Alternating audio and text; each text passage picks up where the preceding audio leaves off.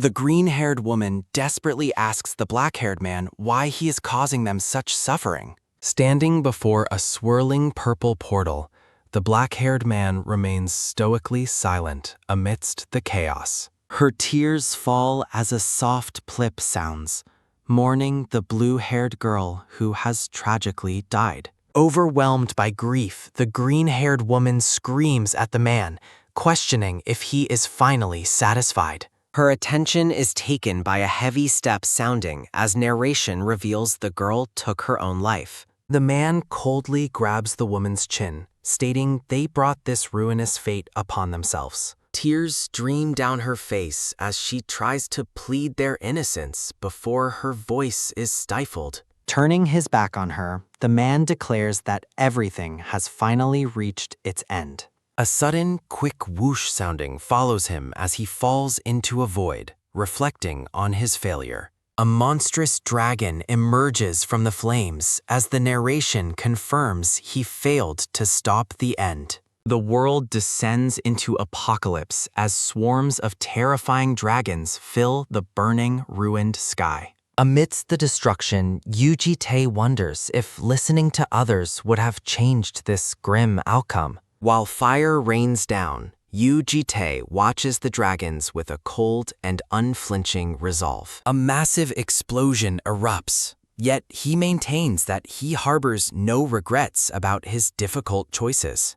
He unleashes the formless sword, a powerful surge of blue energy crackling with immense spiritual power. Slicing through the air, he uses his hard-earned experience to dismantle the massive, fire-breathing beasts. A heavy boom sounding shakes the earth as Yuji-Tae lands a devastating strike against his foes. Streaks of blue light flash rapidly as he executes a series of high-speed, lethal sword techniques. A sharp crack sounding resounds when his energy blade finds its mark, tearing through a monster's hide. Blood sprays as he carves through the dragon horde, a solitary warrior against an impossible army. Dozens of dragons roar in the sky, highlighting the overwhelming scale of the apocalyptic invasion. Gripping his glowing blue blade, he prepares to continue the slaughter despite the endless number of enemies. He delivers a massive cross-slash, instantly bisecting a red dragon in a shower of gore. The golden dragon is shredded by invisible blades of energy, unable to withstand his relentless assault. Slicing through a blue dragon, he continues his dance of death across the burning city skyline. He puts his full strength into a final, colossal strike that illuminates the entire battlefield. Standing atop the rubble of a fallen civilization, he surveys the ruin he could not prevent. He lets out an exhausted sigh, his body and spirit worn down by the perpetual cycle of war. Despite his godlike power, he realizes that the monsters are endless and victory is purely temporary. A clear ding sounding signals a system notification declaring Earth's total collapse and his ultimate failure. Giant golden gears begin to turn, signaling the activation of a final, desperate temporal ability. A status window announces the grandfather clock is rewinding time, bathing him in a bright golden glow. His eyes reflect the shifting timelines as he is pulled back toward the beginning of the era. In the peaceful past, ordinary citizens look up at the sky, confused by a strange phenomenon. A mysterious purple gate opens in the middle of a busy city street, drawing a curious crowd. A young couple argues near the gate.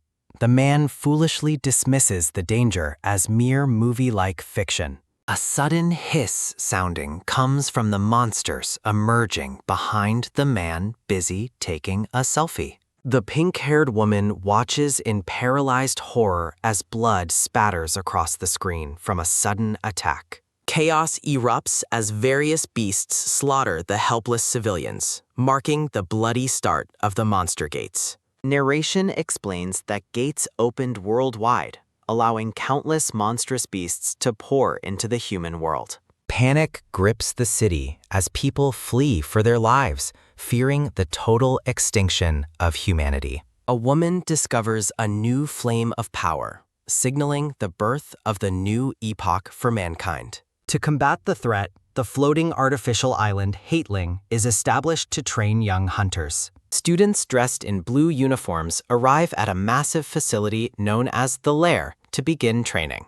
A criminal with a stone-covered arm holds a crying woman hostage, threatening anyone who dares approach. Armed police surround the man, Jo Ho Shik, demanding he deactivate his ability and surrender immediately. Appearing like a ghost, Yu Ji-tae stands behind the criminal and coldly repeats the order to surrender. Jo Ho Shik panics, sweat dripping as he realizes he couldn't sense the man's presence at all. With a blur of motion, Yu Ji-tae strikes, effortlessly overpowering the criminal and rescuing the terrified hostage. He glares at his defeated foe, declaring with chilling authority that he represents the law itself. Yu Ji-tae delivers a devastating knee strike, sending the blue-haired criminal reeling from the sudden, overwhelming impact. The criminal is slammed face-first into the concrete floor, leaving him completely incapacitated amidst a cloud of dust.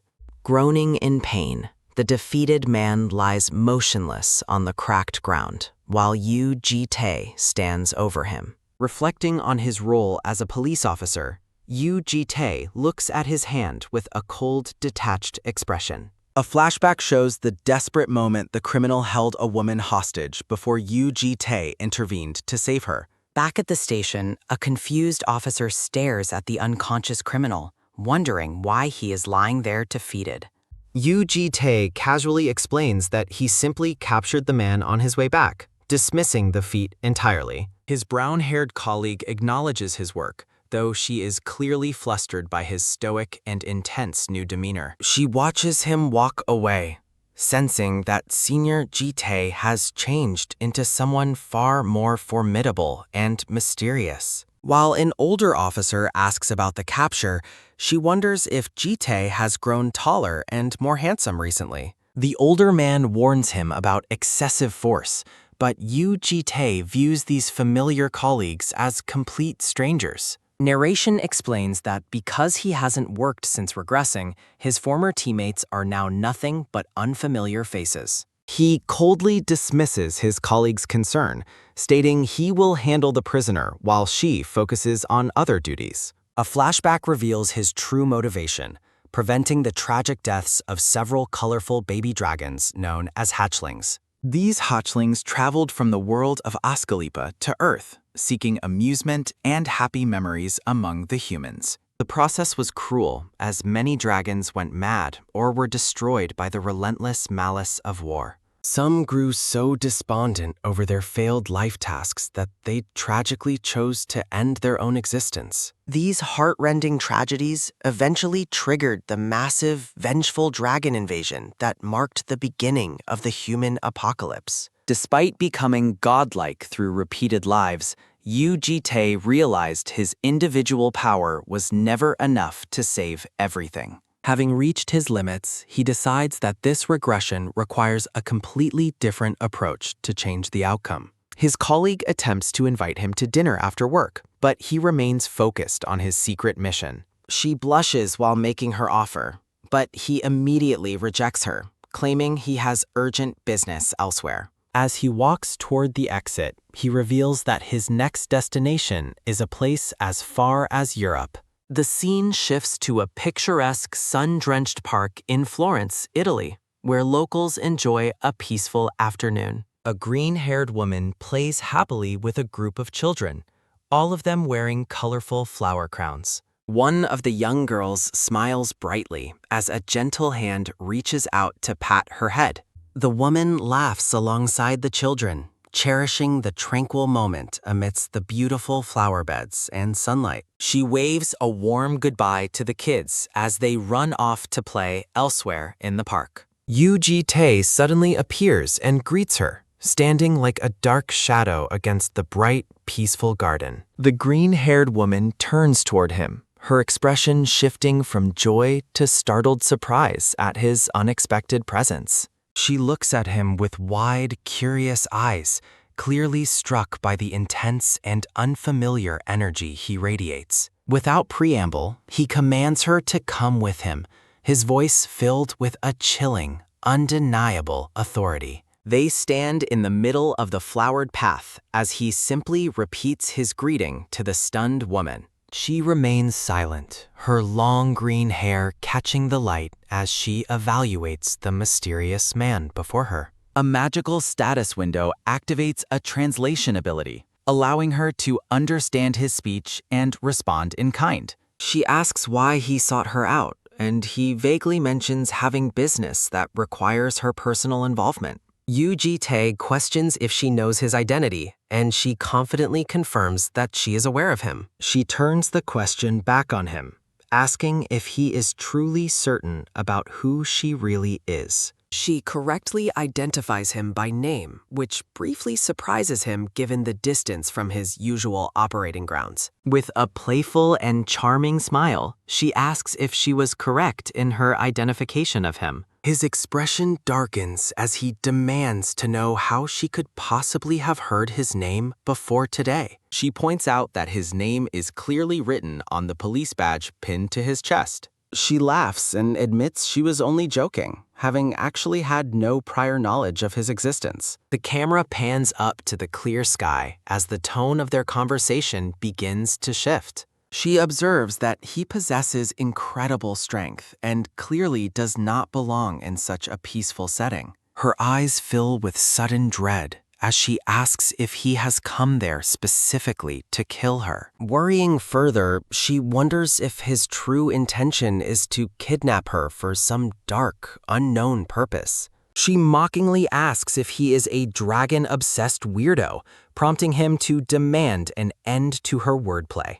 A heavy, oppressive aura surrounds him as he warns her to make a wise choice for her survival. Sensing she has no real choice, she agrees to follow him as long as he treats her kindly. The green-haired woman winks playfully while asking Yu Ji-tae if his words are a formal promise. Her hand trembles slightly as she extends her pinky finger, waiting for him to seal their agreement. Their fingers interlock in a solemn pinky promise as he gives her his word of honor. The scene shifts to a bright morning over a city filled with modern, glass-paned apartment towers. Wearing only a white dress shirt, the green-haired woman stretches and wonders if the mister is awake. She enters the living room and finds Yu Ji-tae watching as a dark, swirling shadow takes shape. A system window describes his Grand Duke's shadow ability while he instructs the clone to follow orders. The dark shadow transforms into a perfect duplicate of Yu Ji-tae and pledges its absolute loyalty. The green-haired woman stares in disbelief, noting that the magical double looks exactly like the original man. Yu Ji-tae explains the clone will handle his professional duties before asking her if she rested well. From above, she questions his decision to stay home, but he clarifies that the double is his power. He states he must remain by her side, prompting her to laugh nervously at the unexpected proximity. Sitting on the couch, she hugs a pillow and suggests they share breakfast together to start the day. He reminds her she skipped dinner but claims he is fine, despite her insistence on a shared meal. She admits that eating alone in someone else's house feels awkward and requests his company. Yu Ji-tae looks at her with a cold, analytical gaze, questioning if dragons even require food to survive. She explains that while not necessary for survival, delicious food provides happiness and energy for the soul. Brimming with sudden excitement, she stands up and declares they must go grocery shopping immediately. She flashes a bright, determined smile, promising to demonstrate the true emotional power of a good breakfast. They arrive at a large S-Mart grocery store where crowds of people are busy with their daily errands. She hums a happy tune while carrying a bag of fresh groceries, followed closely by a stoic Ji-tae. She explains that since his kitchen was completely bare, They needed to purchase all the basic cooking supplies. She begins to run home to formally start cooking, but he suggests dropping the groceries off and eating out. He points out that it is already past breakfast time, and she apologizes for getting carried away. As they walk, he tells her there are still many essential items she will need for her stay. She looks back at him with a confused expression, wondering what other tasks he has planned for them. They visit a shady individual with a bionic eye who makes a crude remark about her appearance. Yu Ji-tae delivers a chilling threat, telling the old man to stay quiet and focus on his work. At a professional counter, a clerk processes official documents for the green-haired woman while Ji-tae stands guard. She examines a new holographic interface on her wrist, looking delighted by the advanced human technology. She holds up her official resident registration card, amazed to finally have her very own legal identity. When she mentions never having an ID or bank account, he asks how she survived on Earth. Looking at the card, she asks why he chose the name Yu Bom for her first name. He explains that Bom means spring and is part of a naming theme for the 4 dragons. She smiles warmly at her new name as cherry blossom petals drift around them in the evening air. Narration reflects on the beauty of spring as a season of new life while she enjoys the scenery. Her expression softens as she admits that she is still somewhat intimidated by his overwhelming presence. An ominous vision reveals her true perception of him as an incredibly dangerous and powerful entity. She adds that she doesn't believe he is a bad person, though he questions her quick judgment. She confidently asserts that her instincts as a green dragon are far superior to those of any human. Yu Ji-tae listens silently as they walk through the park under the glow of the setting sun. She turns back with a radiant smile, her previous fear replaced by a sense of genuine contentment. She joyfully offers to cook a special dinner for him, her spirits lifted by their successful day out. Floating petals frame a final thought from Yu Ji-tae as he contemplates his mission and her safety. The scene shifts to a moonlit African wasteland where a cold wind, hooey-sounding whistles through the rocks. A red-haired woman mocks a defeated man on the ground, questioning his lack of strength and resolve. The man begins to threaten her, but he is cut short as her boot slams into his face. She laughs about her own strength while the man lets out a painful, gyak-sounding cry from the impact. Standing triumphantly, she notes this victory marks her 109th win without a single loss in combat. Removing her skull-like mask, the red-haired warrior wonders who will be brave enough to face her next. Digital news reports detail a massive armed conflict in South Africa involving a terror group known as Barkada. Sitting at his computer, the black-haired man realizes that it is finally time for him to take action. Bom approaches from behind, noting that it is already dinner time and suggesting they head out together soon. A bizarre dish of sardines standing upright in a bowl of glowing purple rice emits an eerie, toxic-looking steam. The black-haired man stares in horrified silence at the unappetizing meal the green-haired woman has prepared for him. Bom explains her inspiration from English cuisine, while the sardine in the rice appears to silently plead for death. During their meal, the black-haired man announces his plan to retrieve the red dragon tomorrow, catching Bom by surprise. Bom warns him that bringing the red dragon back will be significantly more difficult than her own recruitment was. He suggests that Bom's assistance would make the task easier, but she notes the natural distance between dragon clans. The black-haired man listens as she explains that the different dragon clans all desire very different things from life. Bom reflects on her own patient nature, contrasting it with the far more aggressive personality of the Red Clan. A massive, fiery red dragon roars as Bom explains that for the Red Clan, surrender is worse than death. Yu Ji-tae considers the danger, realizing they must secure the red dragon quickly before a fatal tragedy occurs. An armored figure with a massive golden sword stands in a desert wasteland, hunting for the elusive red dragon. Bomb finds it surprising to see the self-reliant man actually reaching out and asking her for personal assistance.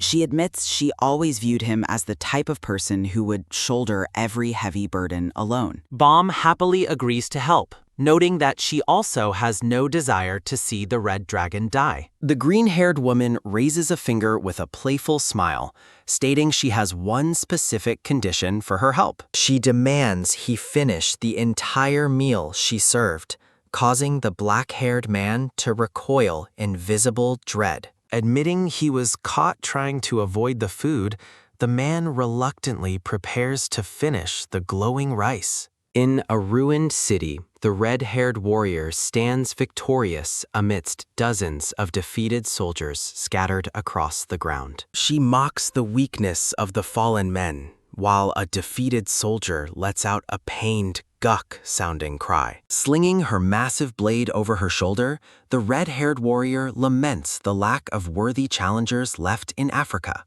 Hearing that the green-haired woman is in Europe, she considers visiting, while the remaining soldiers tremble in fear. The terrified soldiers realize their elite unit was decimated by a single monster who is completely obsessed with fighting. Desperate and outmatched, a soldier grits his teeth while hoping for the immediate arrival of their powerful reinforcement. The red-haired warrior suddenly leaps behind the soldiers, playfully asking what they are whispering about in the shadows. With a feral grin, she swings her blade downward, declaring it is already too late for them to escape. She prepares for another strike as the sun glints off her skull-like mask, her eyes burning with intensity. A sudden, powerful force interrupts her attack, making the red-haired warrior let out a startled and pained sounding. She struggles against an overwhelming weight of mana,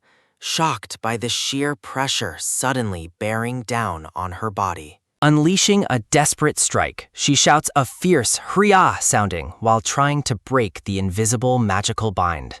The soldiers watch in awe as the red-haired woman manages to cut directly through the heavy, oppressive mana field. A massive armored knight arrives on the battlefield, questioning the identity of the dangerous and elusive night brawler. A system window identifies Javier Karma, an elite rank 8 superhero, as he orders his men to retreat. The red-haired warrior smiles at the knight, acknowledging his heavy attack and identifying him as the local boss. She mocks the armored man, asking if he has fallen for her beauty now that she removed her mask. Bomb giggles in the background as the dark-skinned knight observes the warrior's stubborn refusal to surrender her blade. The red-haired warrior defiantly states that a single broken weapon is no reason for her to retreat from battle. Her eyes glow with a red aura as she declares her preference for a glorious death in combat. She charges forward with a savage cry,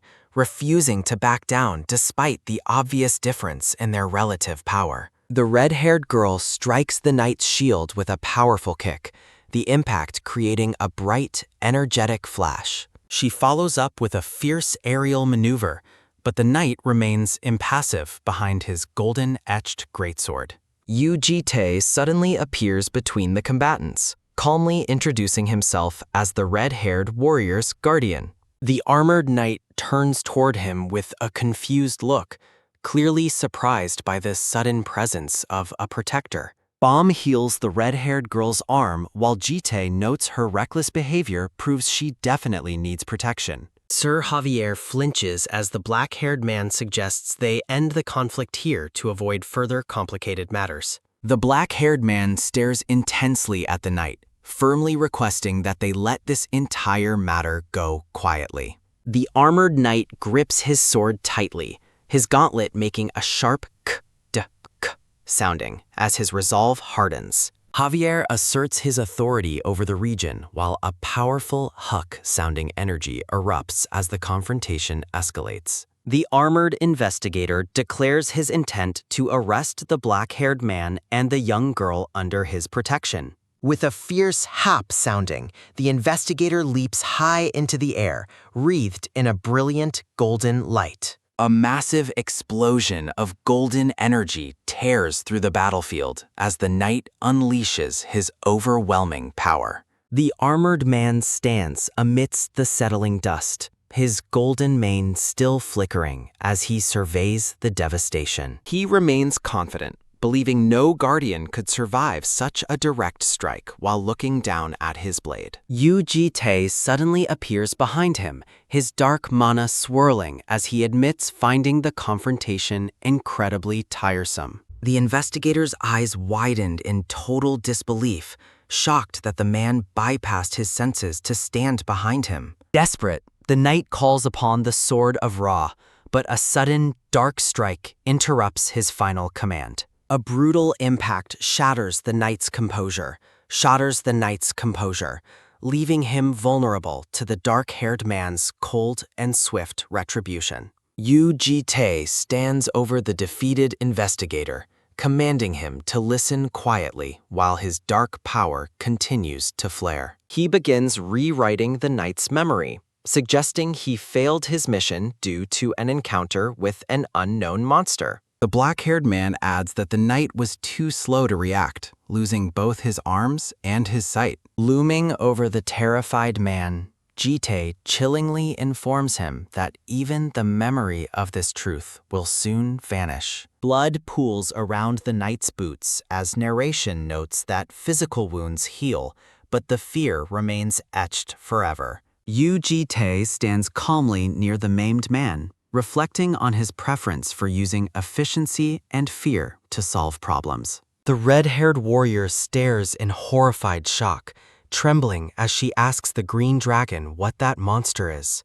Bomb calmly explains that he is actually a human, though the red-haired warrior finds that claim completely impossible. Yu Ji-tae turns toward the warrior, formally offering her protection and a place to stay within his home. The group walks away from the ruins of the battlefield, leaving the defeated investigator broken on the ground. A menacing close-up of Ji-tae's intense gaze accompanies a final, unspoken warning about the dangers of leaving his care. Bam embraces the shaking red-haired girl, sensing her deep terror while promising to explain everything at a later time. Looking back with a playful wink, Bam seems satisfied with their successful recruitment of the fierce red dragon. Yu Ji-tae bestows a new name, Yu Yerim, upon the red-haired warrior, though she reacts with confusion. Bam playfully teases the frustrated Yoram about her height while they follow the stoic man toward their next destination.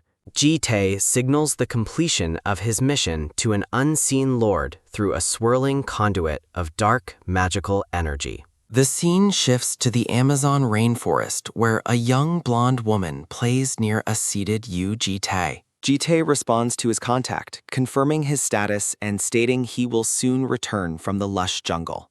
Bam stands in a quiet hallway, reflecting on her wise decision to send Yu Ji-tae to retrieve their kin. The blonde woman in the jungle approaches Ji-tae, curiously asking him who he was just talking to. She giggles while pointing at his smartwatch, playfully wondering if he is the type of person who talks alone. Narration notes the nature of the Gold Clan, born for attention and spending lifetimes basking in brilliant fame. A dark silhouette represents the Gold Dragon's history of causing massive catastrophes in her desperate pursuit of admiration. A single red rose symbolizes the intoxicating but poisonous allure of the constant attention she so deeply craves. The blonde girl glows with excitement while examining the advanced holographic interface projected from the man's wrist. She dances joyfully among the vibrant forest flowers, mesmerized by the high-quality human technology she's finally witnessing. Her expression turns curious as she questions why a human has ventured into such a remote, wild place. Ji-tae suggests she belongs among people, but she remains wary of the beasts and bugs that surround her. When she asks how he knew her secret, he reveals he heard about her from the green dragon. Detecting the familiar scent of green, the girl realizes that this human is an acquaintance of her dragon kin. Her expression shifts into comical shock as he bluntly asks if she is simply afraid of being around people. Fidgeting shyly, the blonde girl admits that her previous experience living among humans was actually quite frightening.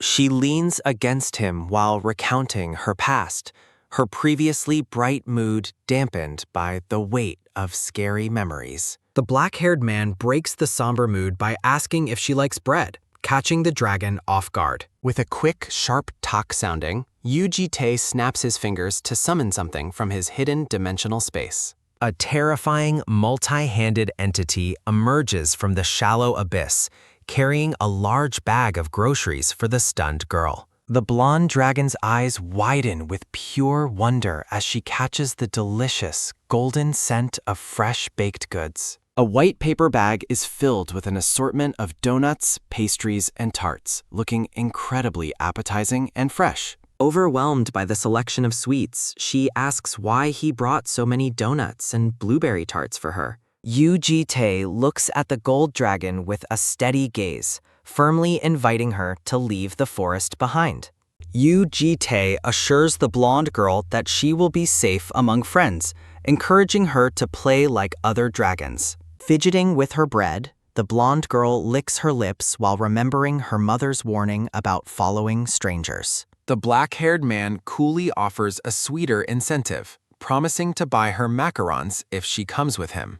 Her eyes sparkle with pure delight as the promise of delicious treats completely shatters her lingering hesitation.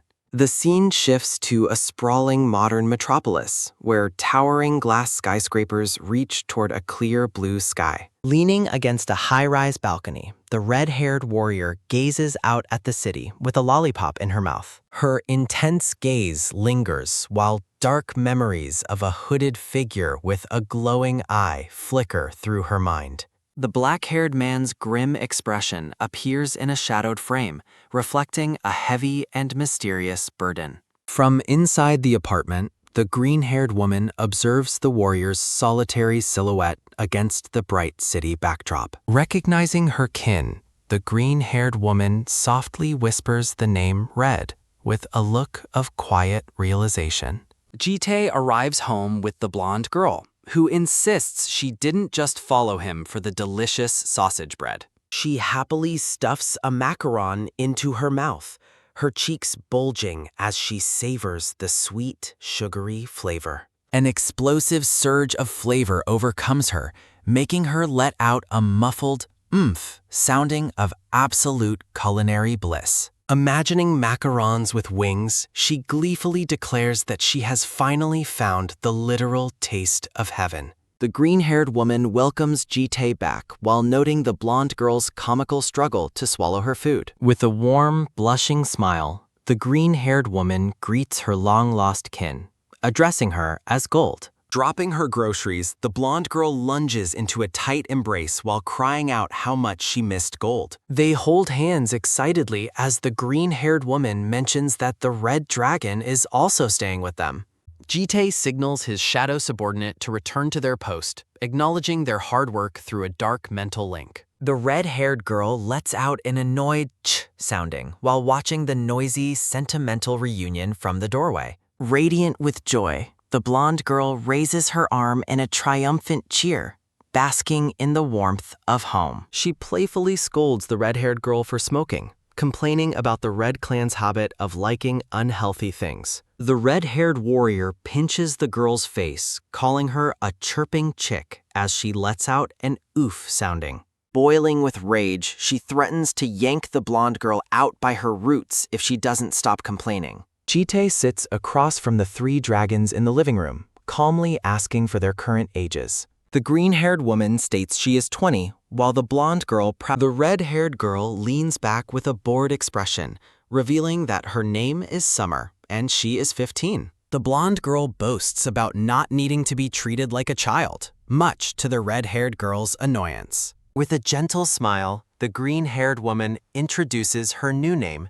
Yu-Bom, which means spring. The blonde girl is confused by the simple names, wondering why they received them before their coming-of-age ceremony. Jitae looks at her and formally bestows the name Yu Gaul, explaining that she will represent autumn. He adds that the dog will be named Winter once born, leaving Gaul momentarily stunned by the naming scheme. Pointing to the blue gem on her chest, Jitae confirms he knows it's an egg and warns her to be careful. Gaul is amazed by his vast knowledge, but the black-haired man bluntly tells her she doesn't need to know how. Jitae assumes a serious posture, informing the dragons that they must follow one absolute rule while under his care. He commands them to stay within his sight at all times, never leaving the metaphorical fence he has established. The red-haired girl scoffs at the strict restriction, mockingly suggesting that his management style sounds like a communist.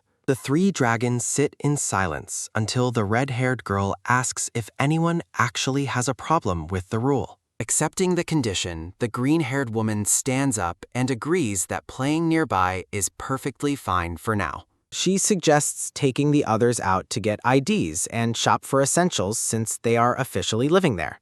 Gaul is thrilled, though the red-haired girl jokes that shaking people down for money sounds much more fun. Jitae hands over his wallet with a quick tuck sounding, telling them not to worry about the cost. As he walks away, the green-haired woman curiously asks if there is a limit to their shopping budget. Looking back with a steady gaze, Jitae gives them total freedom to spend as much as they want. The scene shifts to a vibrant montage of Gaul and Bomb shopping, with Gaul riding joyfully in a cart. A digital interface displays a massive list of transactions before flashing a bright red credit limit exceeded warning. Jitae stares blankly at the alert while the girls sit amidst a mountain of expensive shopping bags and boxes. Bomb apologetically explains they maxed out the card, meaning she couldn't buy the clothes she wanted for him.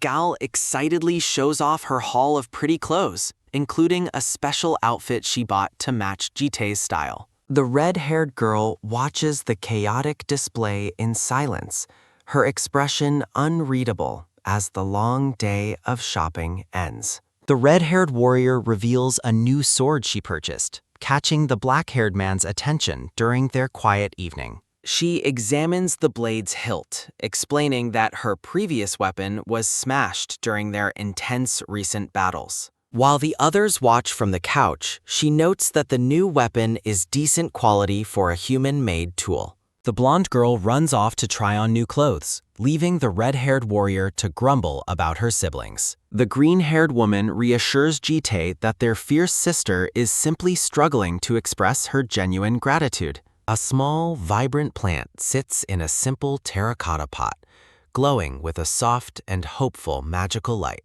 Approaching the seated man, the green-haired woman explains how nurturing a living thing can bring a sense of peace. She holds the pot carefully, confidently stating that the small plant will eventually bloom into something truly beautiful. Her expression softens into a gentle smile, while she whispers a quiet, heartfelt wish for their happiness to last forever. Shifting her attention back to Jitae, she admits she is curious about a specific detail regarding their living arrangement. She questions how they can truly enjoy themselves while staying within the strict boundaries of the fence he established. Jitae confirms a way exists to find freedom within his rules, leaving the green-haired woman looking deeply intrigued.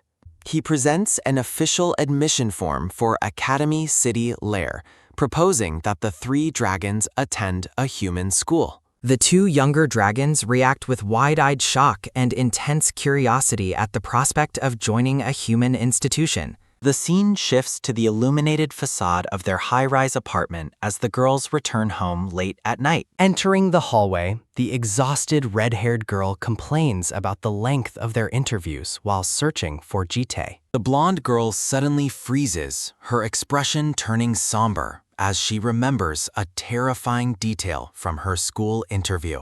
She begins to tremble violently, fearing she will be the only one to fail and be left behind. Spiraling into dramatic self-doubt, She wonders if her love for food made her look like a pig to interviewers. Jitae carries the flailing, crying girl into the room, calmly assuring her that her interview was not a failure. Her dramatic breakdown is instantly interrupted as she catches a delicious, familiar scent coming from the man's shopping bag. Her eyes sparkle with pure, sparkling delight while she guesses if he has brought her favorite bread or macarons. A flashback reveals a television broadcast where a cheerful host introduces a very special guest to a dinner show.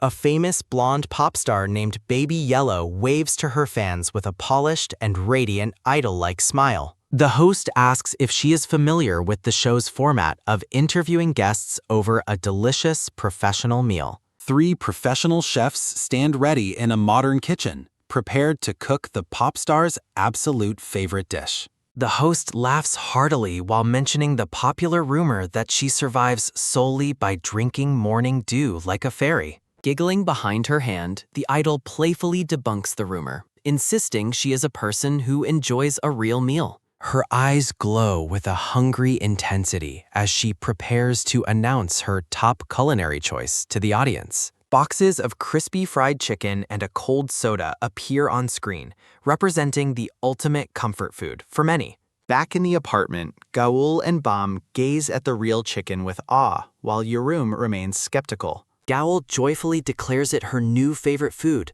though Jitae remains unimpressed by her overly dramatic reaction. Bam notices the man walking away and asks if he will join them for the late-night chicken feast. She watches him go with a slight, blushing pout, clearly wishing he would share this domestic moment with them. Standing on the balcony, Jitae answers a call from the Academy's Academic Affairs Bureau regarding the dragon's enrollment. He listens intently as the official explains that a notable issue occurred during Bam's recent cadet selection interview. When Jitae asks for clarification, the official wonders if the green-haired applicant mentioned anything about her performance. The official reveals that Bam received a perfect score, catching the stoic man off guard with her hidden brilliance. A flashback shows the impressed interviewers praising the girl's poise and knowledge, unanimously deciding to recruit her. The problem is revealed. Bam politely refused the school's prestigious request to serve as this year's official oath taker. Respecting her autonomy,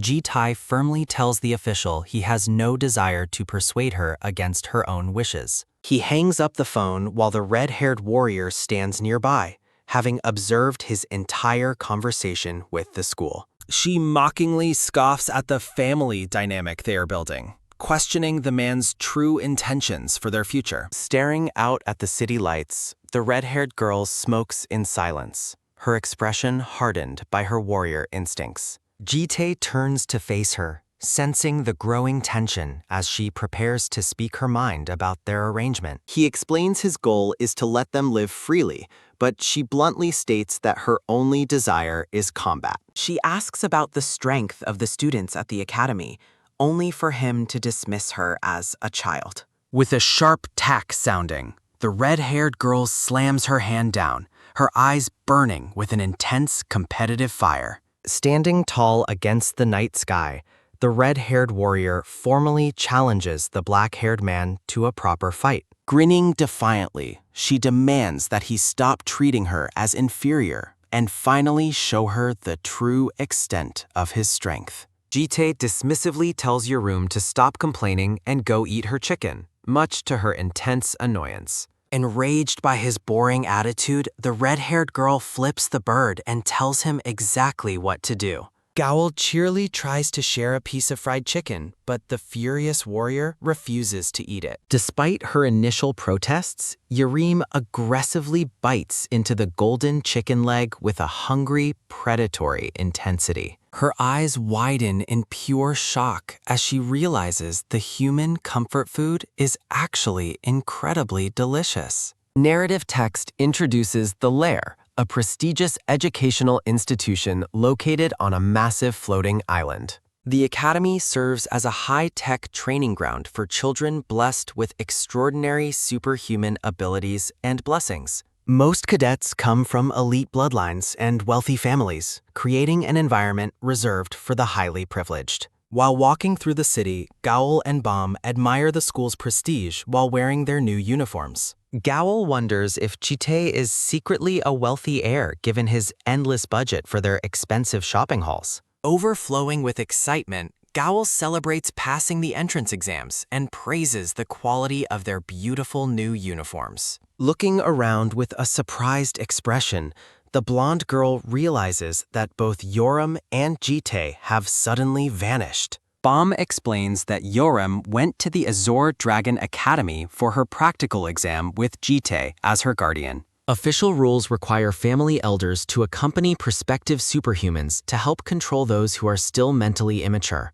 Bomb notes that Yorem's exam involves a personal sparring match, which Gayul fears could become quite dangerous. Gale's excitement to watch the fight is crushed when Bomb reveals the Academy refused their request to attend. The blonde girl is left comically heartbroken, unable to witness her sister's upcoming battle against the other cadets. On campus, other students whisper in awe as the two beautiful new cadets pass through the crowded hall. The scene shifts to Azure Dragon Academy's massive Changchan Hall, the site of the intense practical entrance exams. Inside the arena, cadets engage in fierce combat using practice poles to demonstrate their physical and magical skills. A victorious student stands over a fallen opponent, highlighting the brutal and competitive nature of the superhuman academy. Multiple sparring cages are spread across the hall, filled with the constant sounds of intense physical clashes. Jite sits stoically in the stands, surrounded by anxious guardians shouting instructions at their fighting children.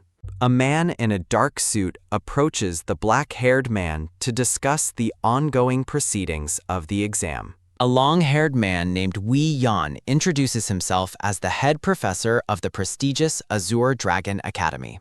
The guardians express their deep honor at meeting him, while Jite remains impassive during the formal greeting. Jite recognizes Wei Yan as a wealthy and capable war hero with a formidable and well-known reputation. Yoram enters the sparring cage with a wooden sword, looking completely unimpressed by the Academy's grand display. Her opponent, a blonde girl named Sofia Borkova, stares back with cold, glowing blue eyes and a focused expression. Yoram grumbles about running away from home if her opponent turns out to be a boring challenge. Sofia remains silent, her intense and unwavering gaze fixed on the red-haired girl standing across from her.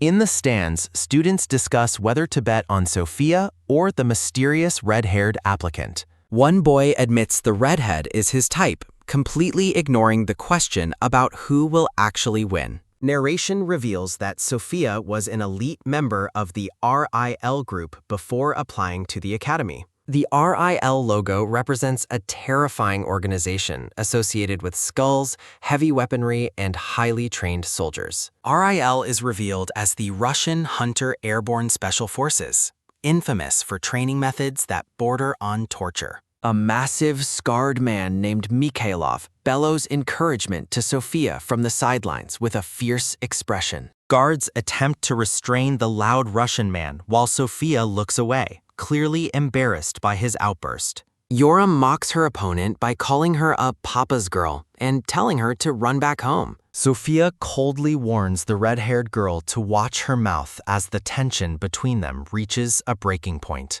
Smiling dangerously, Yoram goads her opponent to try and make the match interesting enough for her. The two girls assume their combat stances, the air thick with killing intent as they prepare to clash. A loud ring sounding, signaling the start of the spar, echoes throughout the massive, high-ceilinged hall. Sofia lunges forward with incredible speed, throwing a heavy punch that Yoram is forced to dodge. The two trade a flurry of blows, their movements creating a blurred storm of high-speed professional combat. Grinning, Yoram acknowledges that Sofia's speed is actually decent for a human fighter as she continues to dodge. With a swift whoosh sounding, Yoram swings her practice sword, but Sofia skillfully ducks beneath the powerful strike. Sofia counters with a high-flying kick, aiming a precise and powerful blow directly at Uriam's head. The red-haired warrior reacts just in time, but Sophia's swift and sharp strike still grazes her shoulder.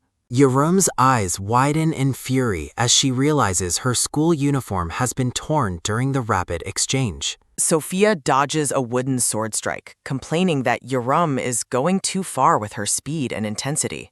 A close-up shows Sophia's boot as she plants her foot firmly to launch a counterattack against the red-haired girl. Sophia stares intently at her opponent's back as a talk-sounding resonance indicates a shift in the fight's momentum. Sophia launches a powerful punch that connects with a heavy, puck-sounding impact against Uriam's defensive block. The girls trade a flurry of high-speed blows, their movements a blur of combat prowess and fierce competitive energy. Uriam charges forward with a sharp shh-sounding movement, her red hair trailing behind her in the arena. A close-up of a white sneaker slamming onto the ground with a loud thump-sounding impact occurs during the skirmish. Uriam leaps high into the air, eyes glowing red as she prepares to deliver a devastating downward strike with her sword. The red-haired girl strikes Sophia with a heavy quack-sounding blow, forcing the blonde girl into a defensive crouch. A concentrated blast of blue energy erupts, showing the high-stakes magical nature of their intense sparring match. Sophia grits her teeth in pain, her blue eyes filled with determination despite the physical toll of the fight. Uriam grins wickedly, clearly enjoying the challenge and the thrill of finally finding a worthy human opponent to crush. Sophia tries to distance herself, but Uriam pursues her relentlessly, not giving the blonde girl a single moment's rest. Uriam delivers a swift, pwat-sounding kick, her movements becoming increasingly predatory as she dominates the sparring cage. The blonde girl looks up in shock as her opponent addresses her with a mocking nickname about her hair. Uriam mocks her opponent, finding Sophia much easier to handle than she initially anticipated during their fierce magical clash. Uriam lands a decisive pwat-sounding blow directly on Sophia's head, sending the blonde girl reeling backwards in pain. With a powerful puck-sounding strike, Uriam slams Sophia against the cage wall, leaving the girl dazed and defeated. Sophia coughs up blood, the brutal intensity of the red-haired warrior's final attack finally breaking her strong physical defense. Uriam stands over her fallen opponent, holding her wooden sword as a sign of her absolute victory. The red-haired girl laughs mockingly, calling the defeated Sophia trash, while the blonde girl stares back in utter horror. Uriam walks away as Mikhailov rushes to Sophia's side, while a nurse prepares to provide urgent medical aid. In the stands, other cadets whisper about Sophia's surprising defeat, questioning if the red-haired girl is simply too strong. Students continue to gossip, cruelly suggesting that Sophia might have only been recruited for her looks rather than talent. Mikhailov watches as a nurse heals Sophia's hands with glowing green magic, his expression one of deep concern. Sophia hangs her head in shame, while the students' cruel comments about her being a paper rocket continue.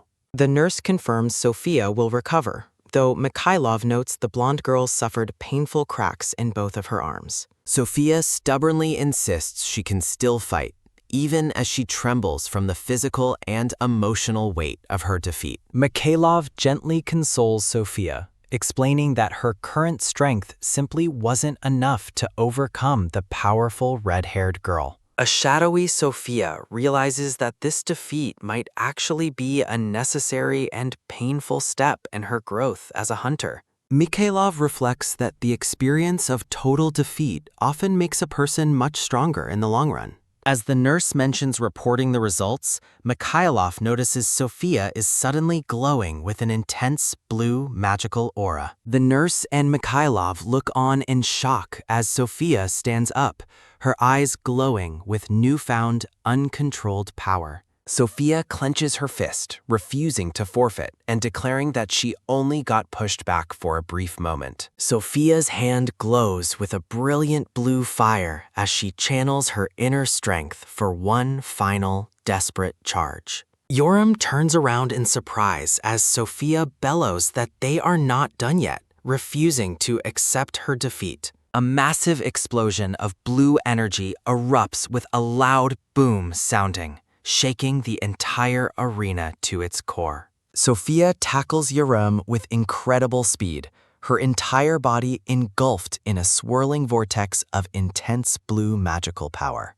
Yoram is visibly rattled, her eyes wide as she yells at Sophia, who has completely lost her cool. Reaching a breaking point, Sophia screams a death threat while her blue magical energy lashes out with murderous intent. Spectators, including Wei Yun and other officials, watch in horror as the sparring match descends into a lethal confrontation. Sophia pins Yoram against the cage, her blue energy crackling as she prepares a final, potentially fatal magical attack. A massive crash sounding occurs as both girls slam into the ground, the force of their struggle destroying the arena. Yoram sits up amidst the dust, wondering if her opponent is actually trying to start a real lethal fight. Sophia lunges forward with a crazed scream, her eyes glowing white as she prepares to strike the red-haired girl. Sophia's blue aura flares violently as she swings her arm, the intensity of her rage manifest in her magic. Sophia groans in pain, her face bruised as she continues to push herself beyond her physical and magical limits. Yoram's eyes glow with a deadly white light as she declares that the fight is finally over for Sophia. Yoram delivers a final, bone-shattering punch directly to Sophia's face, ending the match with a massive pwat-sounding impact. Blood spatters across the screen as Yoram's final blow lands, while horrified spectators wonder if they should intervene. A massive explosion of dust and painstaking debris erupts as onlookers scream in terror at the escalating violence. Sophia lies unconscious and bloodied on the shattered floor, her body finally broken by the intense magical clash. Yoram stands defiantly with a sharp suck sounding as the bloodied combat knife remains lodged in her side. Her eyes glowing with murderous red intent, Yoram vows to repay the injury in full while dark energy swirls. A firm hand suddenly seizes the hilt of the knife, accompanied by a sharp and decisive tak-sounding resonance. Mikhailov intervenes to stop the carnage, bellowing for order while the wounded Yoram furiously demands to be released. Wei Yun urgently commands the mages to create a cross space, officially pausing the interview amidst the chaos. Mages in white coats gather around the perimeter, raising their hands to channel powerful containment spells. A massive blue magic circle forms as the restrictive cross space is successfully established to isolate the combatants. Yoram grumbles about the unfair treatment while the bloodied knife lies discarded on the magic-etched ground. Within the barrier, Yoram and Mikhailov trade heated accusations over who initiated the lethal turn in the match. Mikhailov shouts that Yoram's skills were far superior,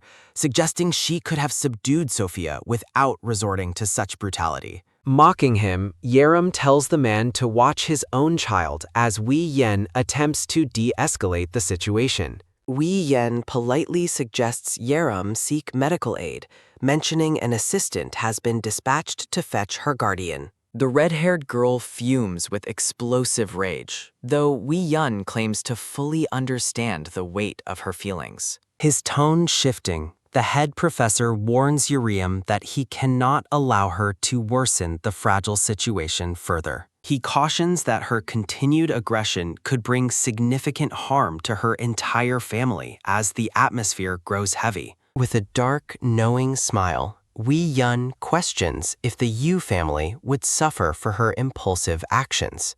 Distressing images of her cheerful sister and friends flash through Yoram's mind, leaving her visibly shaken and worried. Jitae suddenly appears behind the head professor, identifying himself as the girl's guardian with a calm, imposing presence. The black-haired man demands that Wei Yun stop cornering the injured child and address him directly instead.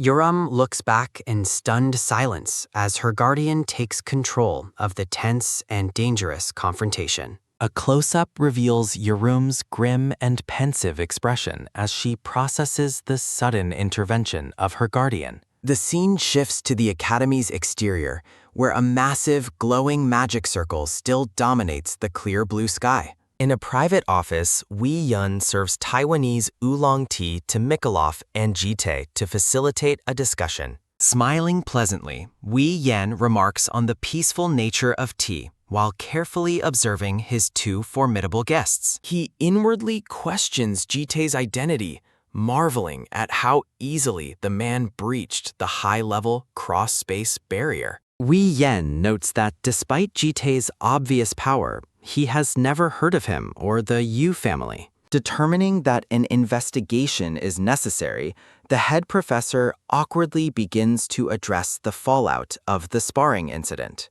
Wei Yan offers a formal apology to both guardians, though Mikhailov and Jite remain stoic and largely unimpressed. He notes that Sophia is heavily bandaged and in a neck brace, while Uriam has already been discharged. Jite sharply challenges Mikhailov's insincere apology, questioning if this is the standard of conduct for his organization. Mikhailov snaps back in a fury, asking if he should force the injured girl to offer her own apology. Wei Yan nervously tries to maintain order as the two guardians reach a point of explosive physical confrontation. Jite reveals his true grievance, questioning why Mikhailov failed to stop a child armed with a lethal weapon. Mikhailov bellows that it was a sudden and unpredictable situation, his face contorted with defensive and loud rage.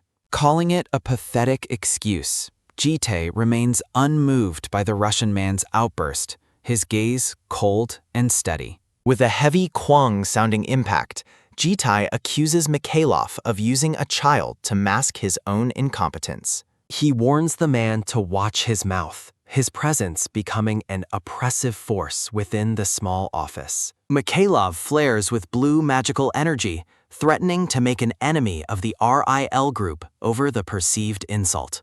The Russian man remains fixated on the mysterious family name, his frustration mounting at his own lack of knowledge. Jite suddenly holds the combat knife, asking Mikhailov when he even realized the lethal blade had been stolen. He mocks the man's loose senses, suggesting his incompetence made it easy for even a child to disarm him. Jite provides a chillingly calm warning for Mikhailov to stick to crowded streets for his own safety. The knife is slammed into the table with a heavy puck sound, leaving the stunned Mikhailov staring in horror. A metallic cholkok-sounding resonance follows as Jite leaves, with Wei Yan and Mikhailov frozen in absolute shock. Wei Yan can only let out a breathless, stunned laugh at the overwhelming power displayed by the black-haired man. Outside, Yoram waits with a bandage wrapped around her waist, her expression uncharacteristically quiet and thoughtful. Jite approaches and asks about her injury, to which she dismissively replies that it was merely a scratch. He expresses his relief, causing the red-haired warrior to look away in silence as the day's tension finally ends. Yoram asks her guardian if he thinks she was also at fault for the fight's violent escalation. Looking downcast as they walk, the red-haired girl worries if her impulsive actions caused the current mess. Yoram, contemplative, scratches her head, wondering if a more mature approach was necessary despite the situation's unfairness. Jite validates the red-haired girl's performance, surprising her by stating she actually handled herself well enough. The black-haired man offers chilling advice, suggesting that next time she should finish the job without witnesses. A close-up reveals Yerum's small, knowing smile as she processes her guardian's dark and practical instruction. Jite warns the red-haired girl not to regret her choices as they walk together through the facility. The pair continues down the sterile academy hallway in silence, the weight of the day's events lingering. Jite tells Yuram to pack her things for an immediate move as soon as they return home. He explains they are relocating to the lair, which the red-haired girl identifies as the academy dormitory. Head Professor Wei Yan calls out to Jite, halting the pair as he addresses the guardian by name. Wearing a polite and friendly smile, The long-haired professor requests a brief moment to discuss a new proposal. Ji-tae remains stoic as Wee-yun insists on mentioning an important matter specifically involving Cadet Yoram. Yoram expresses her annoyance by plugging her ear, clearly uninterested in hearing what she expects is nagging. Wee-yun formally invites Yoram to serve as the prestigious freshman representative for the Azure Dragon Academy. He envisions her as the Academy's face, promising artifacts, a scholarship, and significant media exposure for her success. Ji-tae questions the professor's authority to make such a bold and unilateral offer without higher institutional approval. A dark close-up reveals Ji-tae's internal suspicion as Wee-yun claims a high-level personal connection to the principal. Ji-tae reflects on the professor's true nature, identifying both Wee-yun and his associates as monstrous fiends. Narration explains that fiends are humans who have accepted the abyss, unlike transcendents who received a blessing. These corrupt beings are driven by blind rage, murderous intent, and a deep craving for human destruction. Ji-tae recalls his past lives where he lost everything precious to the cruelty and violence of these fiends. He imagines killing the smiling professor many times, yet forcefully suppresses his fury to maintain his current mission. Choosing to endure the interaction, Ji-tae keeps his true power hidden while dealing with the unsuspecting enemy. He decides that Wee-yun must suffer and shoulder much more before facing death, choosing patience over revenge. Reverting to his role as a guardian, Ji-tae defers the decision of the scholarship to Yorum's own opinion. Wee-yun laughs pleasantly, agreeing that the final choice regarding the representative role rests solely with the cadet. He encourages the red-haired girl to take the lead, noting that many changes are coming to the academy. Wee-yun reaches out and takes her hands, asking her to help him paint the future in partnership. Yoram bluntly rejects the grand offer with a flat refusal, catching the silver-haired man completely off guard. Stunned by her total lack of interest, Wee-yun asks if he heard her dismissive response correctly. Yoram ignores the professor's shock and tells Ji-tae they should just go home and prepare for the move. When asked why she even attended the interview, Yoram admits she was simply bored and seeking a fight. Stunned silence falls over the silver-haired professor as he struggles to process the girl's casual and dismissive attitude. Wee-yun stands frozen and sweating, unable to believe the cadet rejected such a highly coveted position. Ji-tae directs the red-haired girl to look down at the massive crowd of reporters gathered below the walkway. A large swarm of media personnel waits eagerly, hoping to capture an official statement about the recent incident. Wee-yun notes that international reporters are desperate for his opinion on the day's controversial and violent events. He warns that Uriam's reputation and survival at the lair depend entirely on the word he gives media. Entirely unmoved by the subtle threat, Uriam casually waves goodbye and walks away from the seething professor. A sinister close-up of Wee-yun reveals his quiet rage as he hopes she regrets her blatant defiance. Reporters rush toward them as they exit the building, shouting questions about the stabbing incident from earlier. Yoram reacts with sudden irritation at the blinding camera flashes and intrusive shouting from the gathered media. One reporter demands to know if the violent disturbance was a calculated move to gain family fame. The crowd continues to surround and shout at the red-haired girl as she pauses to face the pressure. Ji-tae attempts to shield the injured child, but Yoram decided she should provide a direct answer herself. With a decisive tuck sounding, Yoram seizes a reporter's recording device to command the attention of the crowd. Flashing a sharp and predatory grin, the red-haired warrior prepares to deliver her own version of the truth. The scene shifts to a wide view of the lair's sprawling architectural layout nestled within a modern cityscape. Falling cherry blossom petals drift over the contemporary stone buildings that serve as the elite academy's luxury dormitories. The blonde-haired girl is overwhelmed with pure joy, her pigtails bouncing as she shouts in absolute delight. Gazing at the expansive, modern living room, the blonde-haired girl kneels in awe of their massive new home.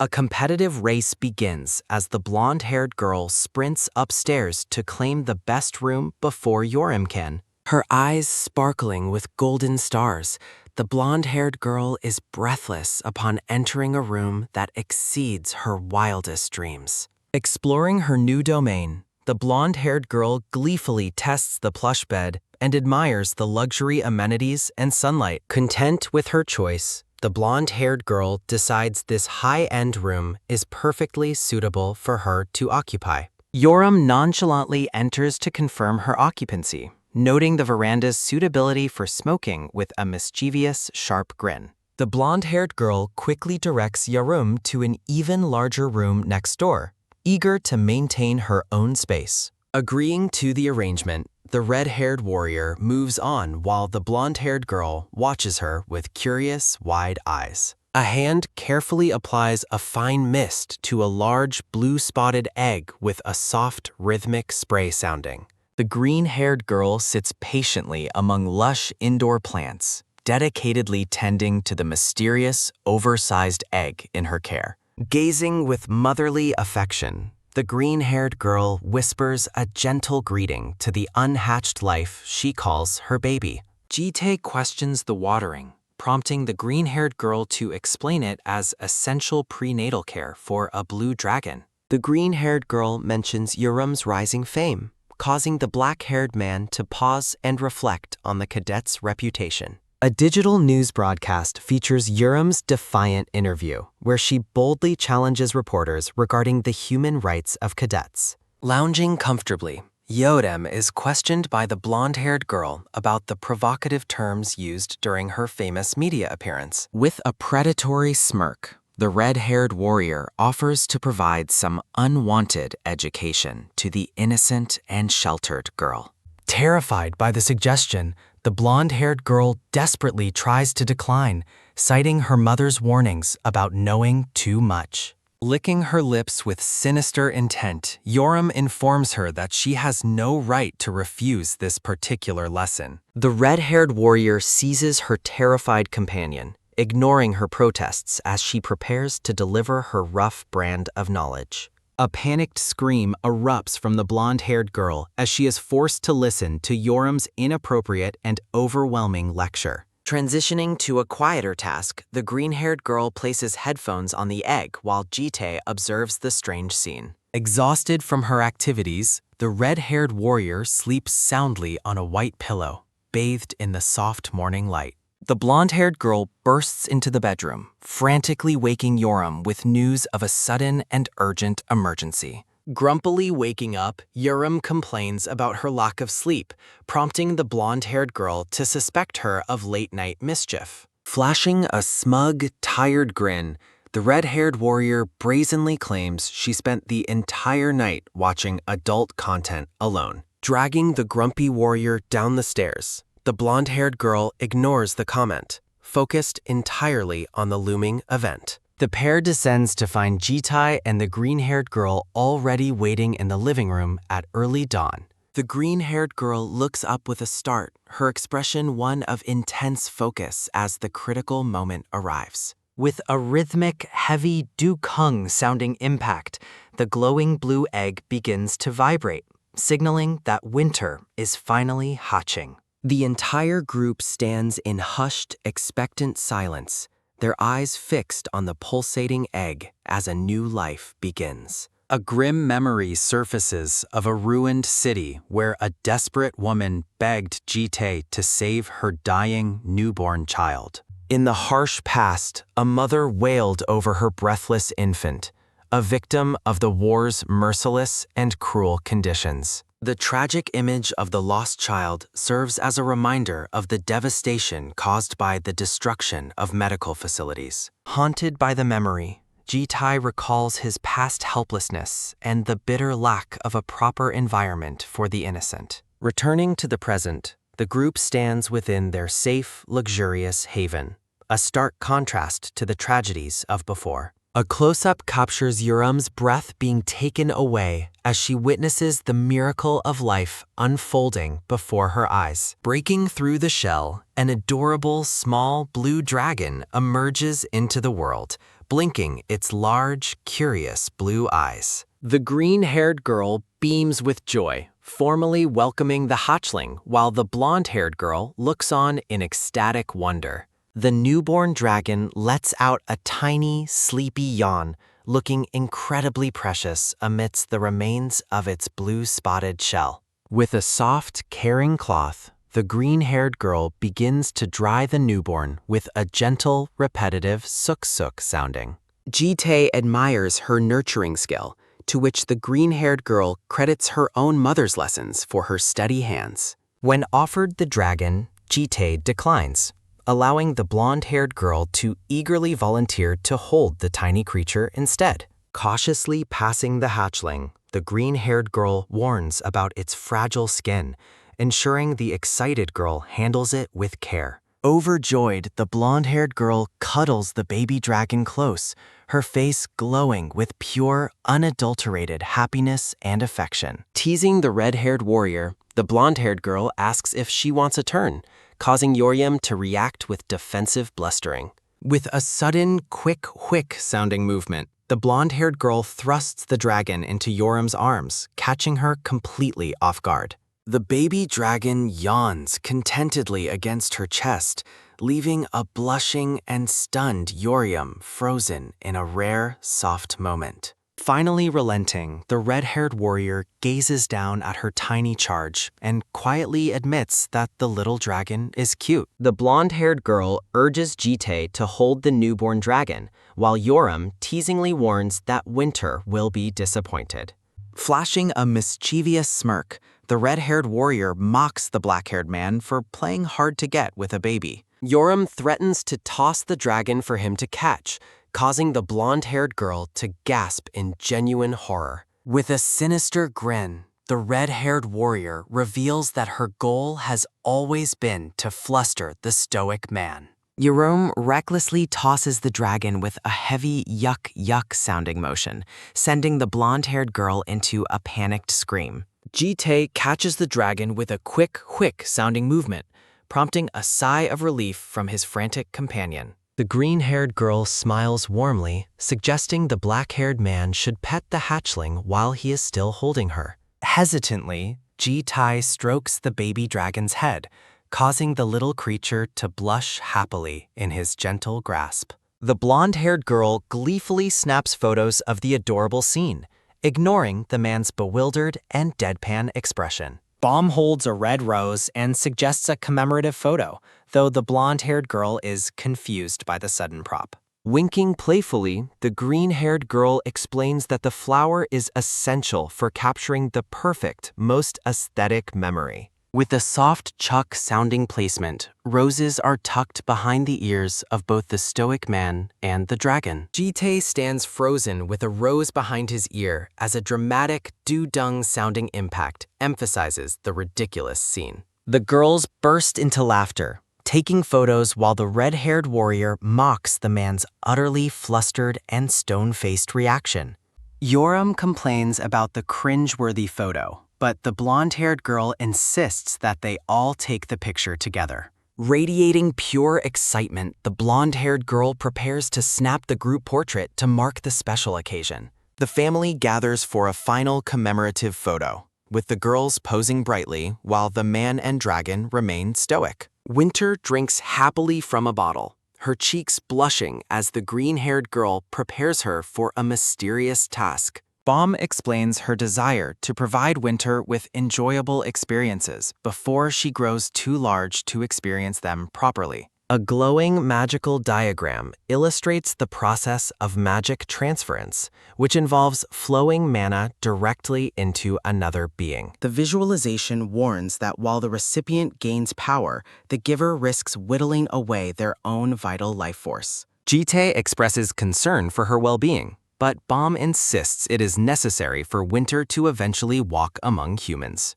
Showing a glimpse of her majestic dragon form, Bomb notes that Winter lacks the innate ability to polymorph into a human. Cradling the blue hatchling, the green-haired girl vows to help the child grow before she outpaces her current small size. Ji-tae offers his support, though Bom reminds him that he has no knowledge of the complex magic she must perform. As she prepares for the ritual, the green-haired girl asks the man to stay closely by her side for comfort.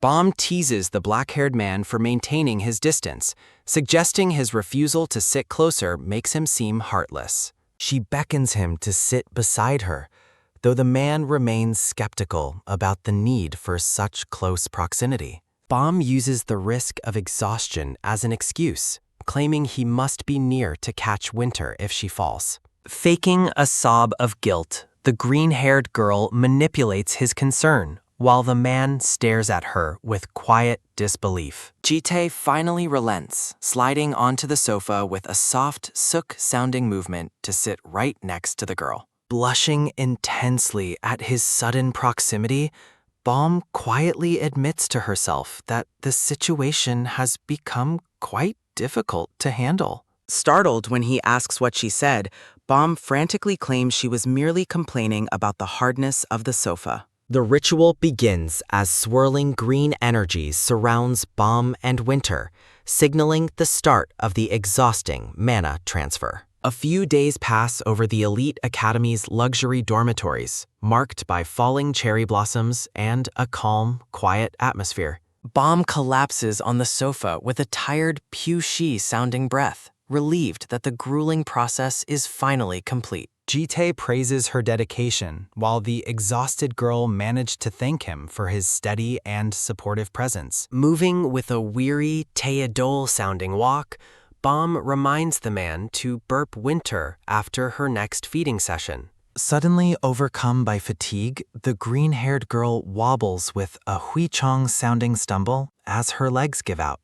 Ji-tae catches her with a firm tuck-sounding grasp, preventing her from falling after her massive expenditure of mana. Looking down with concern, the black-haired man informs her that he will carry her to her room for rest. Bom gazes up at him with wide, blushing eyes, her heart fluttering at the man's sudden and protective gesture. While being carried in his arms, Bom jokingly admits that being held like a princess is surprisingly embarrassing for her. Ji-tae carefully tucks the green-haired girl into bed, watching silently as she immediately drifts into a deep, peaceful sleep.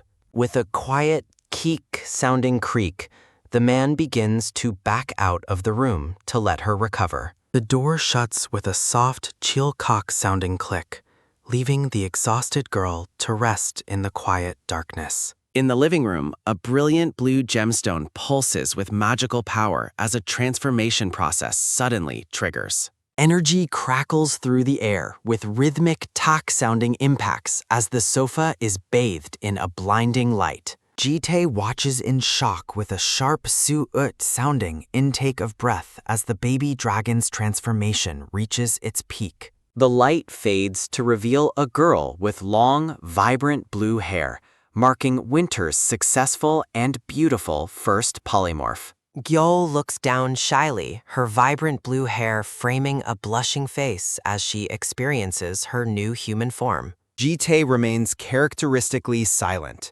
a single drop of sweat betraying his slight awkwardness in the quiet, staring moment. The scene shifts to the imposing Lair District Police Station, where Ji-tae's recent professional exploits have caused a stir. Police officers discuss Ji-tae's incredible efficiency, marveling at how he caught criminals that had eluded them for months. The enthusiastic captain offers to treat Ji-tae to a feast, brandishing a gold card with a wide, eager grin.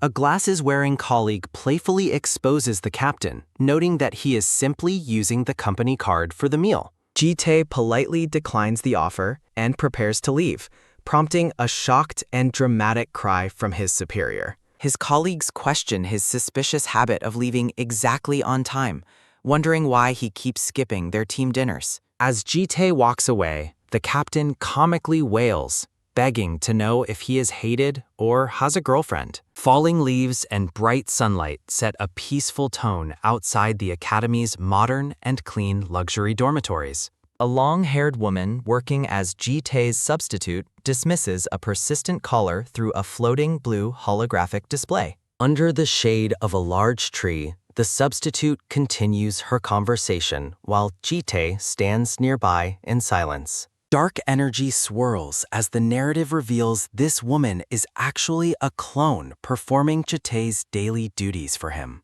A grim flashback shows the Archduke of the demonic realm, whose power Jitae claimed after defeating him in battle. The narrative explains that the Archduke's former influence-exerting skill has been repurposed into this loyal, human-like clone. The clone stands with a calm and distant expression, perfectly mimicking the appearance of a standard academy employee. Approaching a park bench from behind, the black-haired clone prepares to report to her master in person. Bowing deeply with her hand over her heart, the loyal servant formally greets Jitae as her liege. The clone is momentarily stunned to see Jitae sitting on a bench while wearing a gray baby carrier. Jitae explains that Gyeol used polymorph to visit a hair salon, necessitating his direct supervision during the outing. Nearby pedestrians mistake them for a lovely couple, causing the clone to maintain a stoic, professional facade.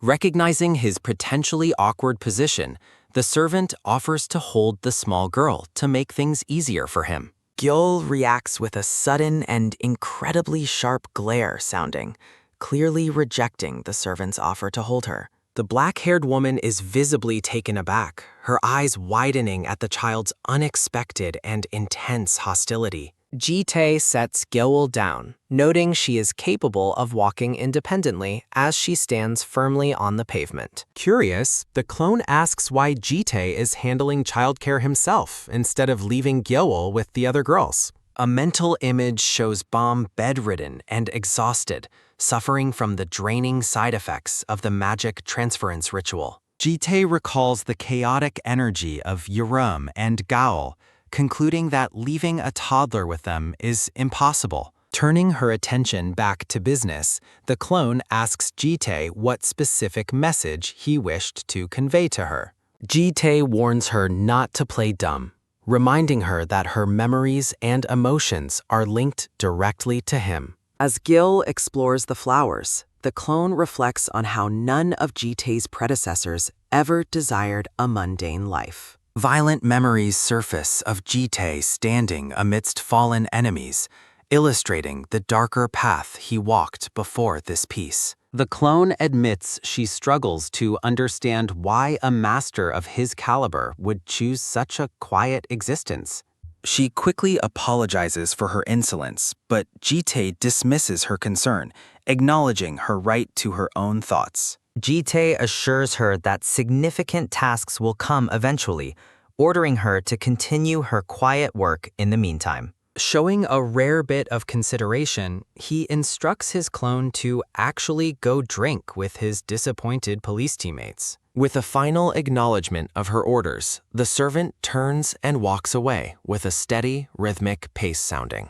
Jitae watches her depart, his dark eyes reflecting a complex mix of hidden plans and current domestic responsibilities. Nearby, a child joyfully receives a panda doll from her mother, an interaction that catches Gyeol's curious attention. A close-up highlights the large, soft panda plushie, representing the simple joys of a normal human childhood. Gyeol looks up at Jitae with shimmering, expectant eyes, her silent longing for a toy of her own clear. Reaching into the dark ripples of a spatial rift, Jitae prepares to pull a gift from the shallowest abyss. He retrieves a soft blue teddy bear from the void, a magical solution to the little girl's silent request. With a gentle, sliding movement sounding, Jitae presents the plush bear to Gyeol, who reaches out to take it. Gyeol's face radiates pure, unadulterated happiness as she clutches her new companion with wide, sparkling eyes. Jitae looks down and asks if she likes the gift, watching her reaction with a faint, uncharacteristic softness. Surprisingly, Gyeol places the bear on the ground with a soft thud sounding, her attention shifting elsewhere. She walks away from the toy toward Jitae, leaving him momentarily bewildered by her sudden change in interest. Realizing she prefers his warmth over the toy, Ji-tae picks up the little girl with a quiet, understanding breath. Gyeol gazes deeply into Ji-tae's eyes, her small hand resting on his shoulder in a moment of pure trust. The bright midday sun illuminates a lush canopy of green trees against a clear blue sky. Gyeol leans into the black-haired man's embrace, finding comfort in his steady presence during their quiet walk. Ji-tae is caught off guard by the child's sudden display of affection, wondering what prompted her change. Recalling Baum's magical ritual, the man questions if Gyeol views mana transference as a genuine expression of love. A fleeting vision shows a woman bound to a crucifix, surrounded by a haunting and bloody battlefield. Memories of a brutal war against monstrous foes resurface, illustrating the violent path Ji-tae walked before this piece. Amidst a sky filled with soaring dragons, Ji-tae stands alone, his expression hardened by countless trials. Elaborate golden gears spin within a complex magical mechanism as Ji-tae's inner thoughts remain hidden. In the park, Gyeol stands near her dropped bear, her focus shifting entirely to the man holding her. The blue-haired girl tilts her head in silent confusion, her large eyes filled with innocent curiosity. Looking down at the little girl, Ji-tae offers a faint, rare smile that softens his usually stern features. The two walk hand in hand through the park as the setting sun paints the sky in vibrant shades. The peaceful evening atmosphere lingers over the neighborhood as the sun begins to dip below the horizon. Sensing a sudden presence, Ji-tae turns back with a sharp look, wondering if they are already being pursued. A blonde-haired girl waves enthusiastically from a distance, calling out to the mister to get his attention. Gaol rushes over and pulls Gyeol into a tight, affectionate hug, ecstatic over how cute the child is. Surprised by the sudden physical affection, Gyeol stares back at the blonde girl with wide, blushing eyes. Gaol playfully asks Gaol if her happiness stems from the blue teddy bear gift she received from Ji-tae. The blonde girl explains that dragons can sense emotions through skin contact, noting that forehead-to-forehead touch is most effective. Realizing the depth of Gyeol's earlier gesture, Ji-tae admits he didn't understand the full weight of her actions. Ji-tae points to the large case on Gaol's back, prompting her to explain what she is carrying. With a bright and eager smile, Gaol prepares to reveal her new treasure to her companions. She unveils a wooden acoustic guitar, her hands moving with practiced care as she readies the instrument. Striking a confident pose with her guitar, Gaol radiates joy and excitement under the pink sunset sky. Gaol enthusiastically vows to do her best, her passion for music clear as Gyeol watches her with interest. A dark, disturbing premonition reveals a broken guitar and used syringes scattered across a blood-stained floor. The vision intensifies, showing Gaul collapsed and disheveled amidst a scene of tragic despair and ruin. Ji-tae's expression turns somber and troubled as he witnesses this potential darkness looming over the girl's future. The blonde girl's face is obscured by shadows in the vision, reflecting a grim fate that contradicts her current happiness. Reality returns as Gaol winces and complains about her sore fingers after her brief, enthusiastic performance. Concerned by his recent vision, Ji-tae firmly tells the blonde-haired girl not to push herself too hard. Gao looks up at him in surprise, bewildered by the man's sudden and uncharacteristic insistence on her safety. As they walk home, Ji-tae explains that Baum is still bedridden, suffering from the exhaustion of the transference. Gaol asks about Urim's whereabouts, only for Ji-tae to reveal she is currently preoccupied with something else. Inside the dorm, the red-haired Urim is huddled on the floor, surrounded by snacks and absorbed in a drama. Staring blankly at the glowing screen, Urim's usual aggression is replaced by a rare, single-minded obsession with her show. Returning to the dormitory, Gaol reminds the blue-haired child to wash her hands after their outing. Pausing by a door, the blonde girl wonders aloud if Bomb has finally woken up from her deep sleep. Jitae's demeanor shifts instantly as he senses danger, ordering Gaol to take Gaol to her room immediately. His eyes narrow with lethal intent. The black-haired man prepares to face the unseen threat lurking in the shadows. Following his urgent command, Gaol quickly leads the little girl away, sensing the sudden tension in the air. Jitae stands alone in the dark hallway, his silence a prelude to the confrontation that is about to begin. Armored figures manifest in the room, their presence heralded by ominous red energy and a chilling atmosphere. One of the knights glares with glowing eyes, demanding to know if Jitae is responsible for Bomb's condition.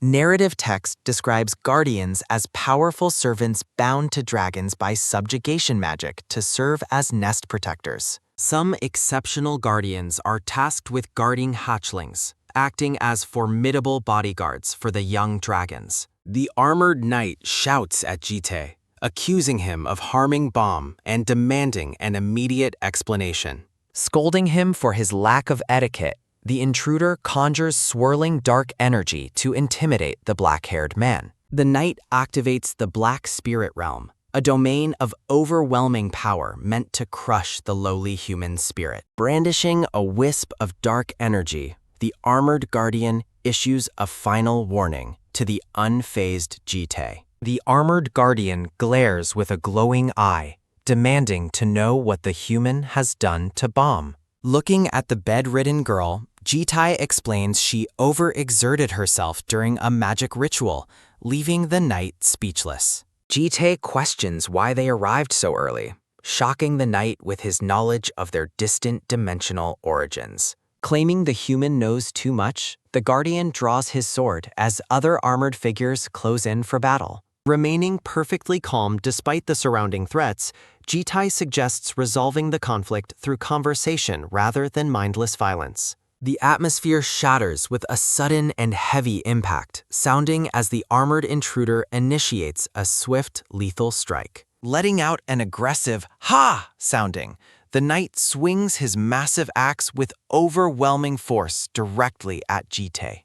Jitae effortlessly blocks the heavy blow with a single hand, his face unbothered as the room shakes from impact. The knight is visibly stunned that his legendary stallion sword was countered so easily by a mere human's grip. A shimmering system notification reveals Jitae has manifested the intangible sword, an SS rank authority born from pure magical energy. With a quick and decisive motion, Jitae knocks the knight back, sending him flying across the room with ease. The other guardians roar in fury, preparing to swarm Jitae and finish him while he is seemingly distracted. Sensing a terrifying power, the lead knight yells for his companions to wait, realizing Jitae far exceeds their expectations. A blinding flash of dark energy erupts as Jitae strikes with supernatural speed, ending the skirmish in a single heartbeat. The armored knights lie defeated across the floor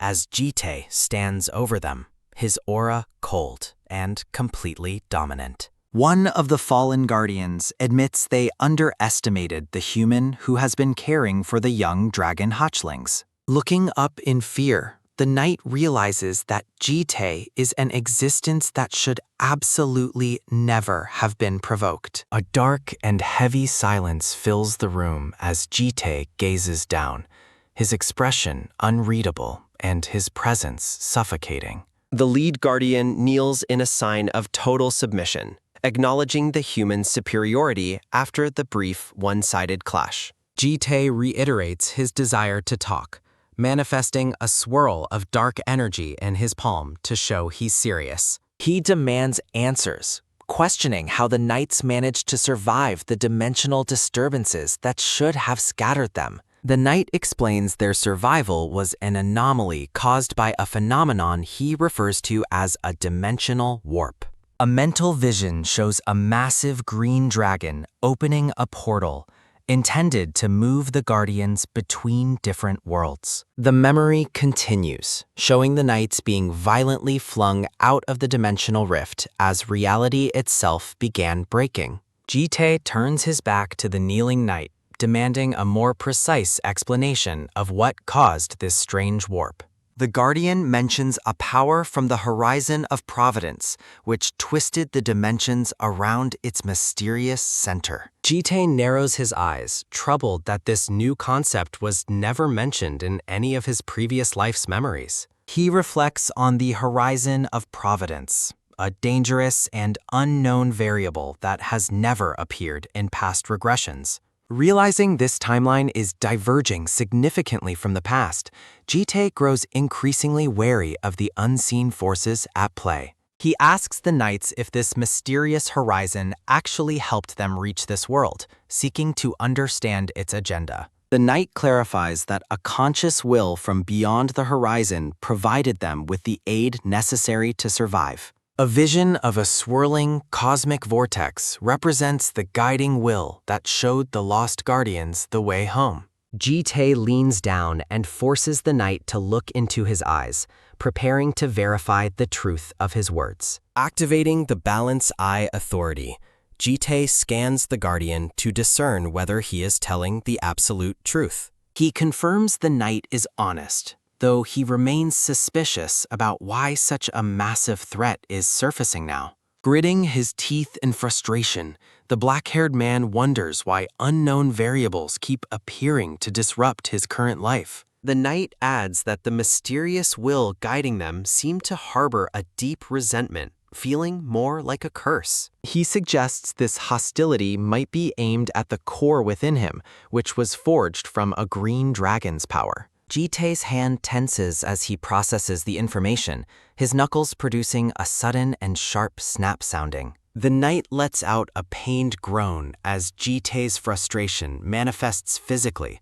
causing the floor to crack under them. Taking a slow breath to steady himself, Jite considers the weight of the vengeful force threatening his hard-won peace. He notices a faint, glowing light emanating from the guardian's chest, signaling a reaction to the nearby magical energy. Golden chains of the Grandfather Clock authority manifest, glowing brilliantly as they begin to comprehend the warped time flow. The authority starts searching for elements hostile to Jite, reacting to deviations found within the current world's timeline.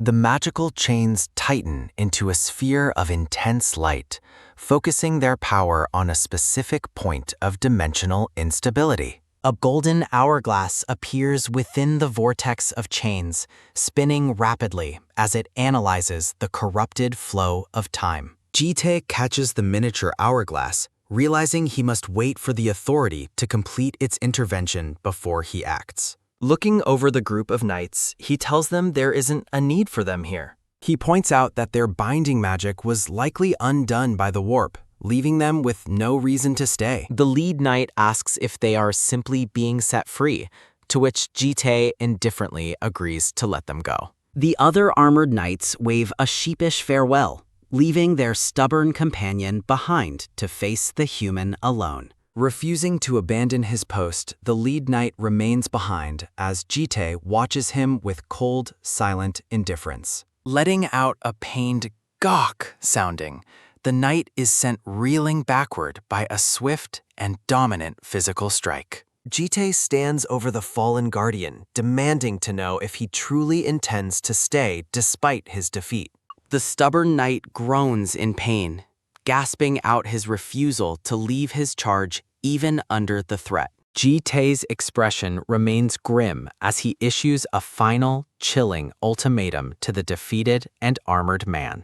Struggling to catch his breath, the guardian insists he cannot go, even while pinned to the floor in agony. Turning to the remaining knights, Jite remarks on their companion's foolish and unwavering stubbornness in the face of reality. He notes that the knight is unable to seize freedom, even when it is placed directly before his eyes. Manifesting a wisp of magical energy, Jite decides the knight's loyalty makes him suitable for a very specific task. A shattered piece of armor rests on the floor, marking the quiet end of their brief and violent confrontation. Kneeling in total submission, the knight asks if he was being tested, only for Jite to respond indifferently. Jite questions why the armored man is so dedicated to protecting the green dragon's household from his distant position. The Guardian explains that his loyalty to the Green Clan has never wavered despite his current weakened state. Jite bluntly questions what a weak knight could possibly offer as a protector in his current household environment. Jite calls for the girls to come and meet their new assistant as they gather together in the hallway. The scene shifts to reveal the massive armored knight wearing a small pink apron over his heavy metal chest. Contrast becomes reality as the imposing Guardian is relegated to washing a pile of dishes in the kitchen.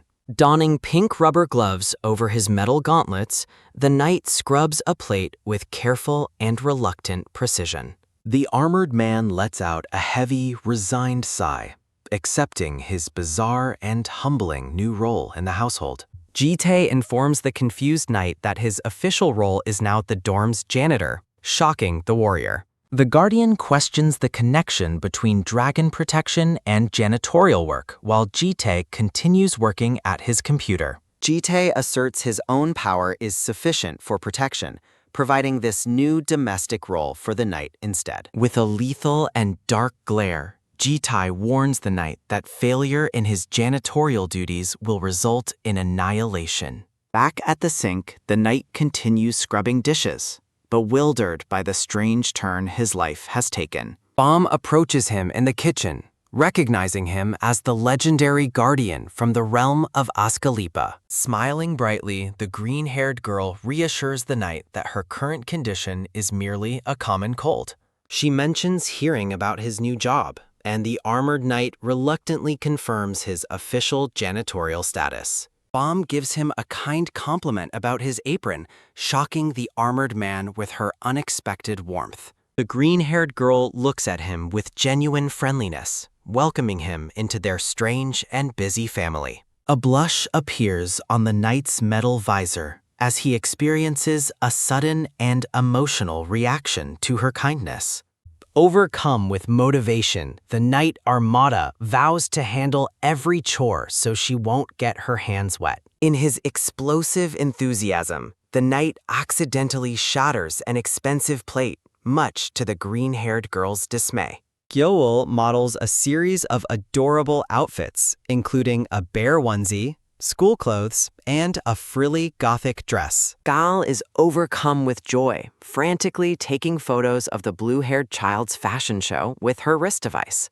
In the living room, Bohm brushes Gyoul's hair while Gyoul admires the clothes, and Armada mops the floor. The little blue-haired girl blushes shyly, unable to hide her happiness while wearing her pretty new ribboned dress. Gyoul turns to the armored janitor, eagerly asking which of the child's new outfits looks the absolute prettiest. Jite mentions Gyoul's continued guitar practice, causing the blonde girl to react with comical and wide-eyed shock. As the girls play with Gyoul, Gyoul sheepishly defends her hobby while Bomb scolds Jite for his harshness. Jite asks if the red-haired housemate is still locked away in her room, absorbed in her dramas. Armada reports his failed attempt to clean Yarum's room, recalling her aggressive, disheveled appearance, while Bomb comments on her habits. A vision reveals the red-haired girl's room is filled with trash, bottles, and an overflowing ashtray of cigarettes. Jite visits the room to find Yarum eating snacks, looking completely annoyed by his sudden and uninvited arrival. Yoram admits the historical drama she is watching is terrible,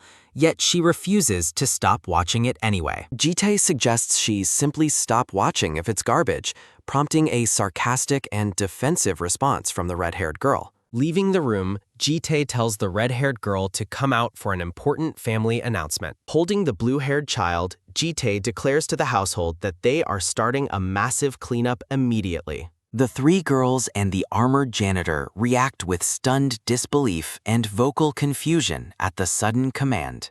Jite insists they must start living like proper humans, specifically targeting the messy habits of Yoram and Gaul.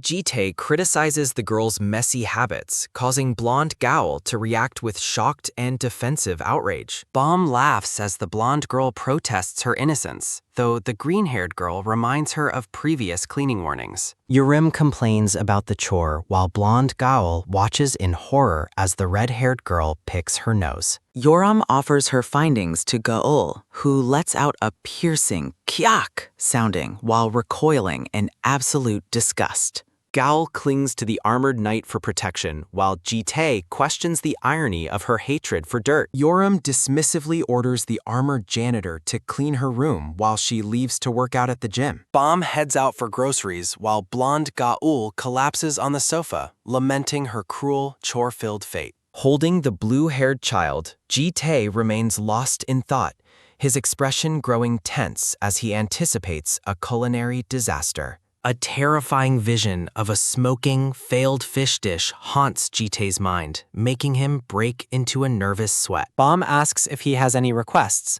but Jite quickly dismisses her, dreading the impending kitchen chaos. Armada stands amidst a sea of trash and cigarette butts, prepared to tackle the legendary mess of Yorum's room. Wearing a mask, the armored knight groans at the foul stench, claiming even the demon realm wasn't this vile. Looking at a pot filled with cigarettes, he wonders if the red-haired girl is undergoing secret poison resistance training. The knight begins the monumental task by gathering the large piles of bottles and cans scattered across the floor.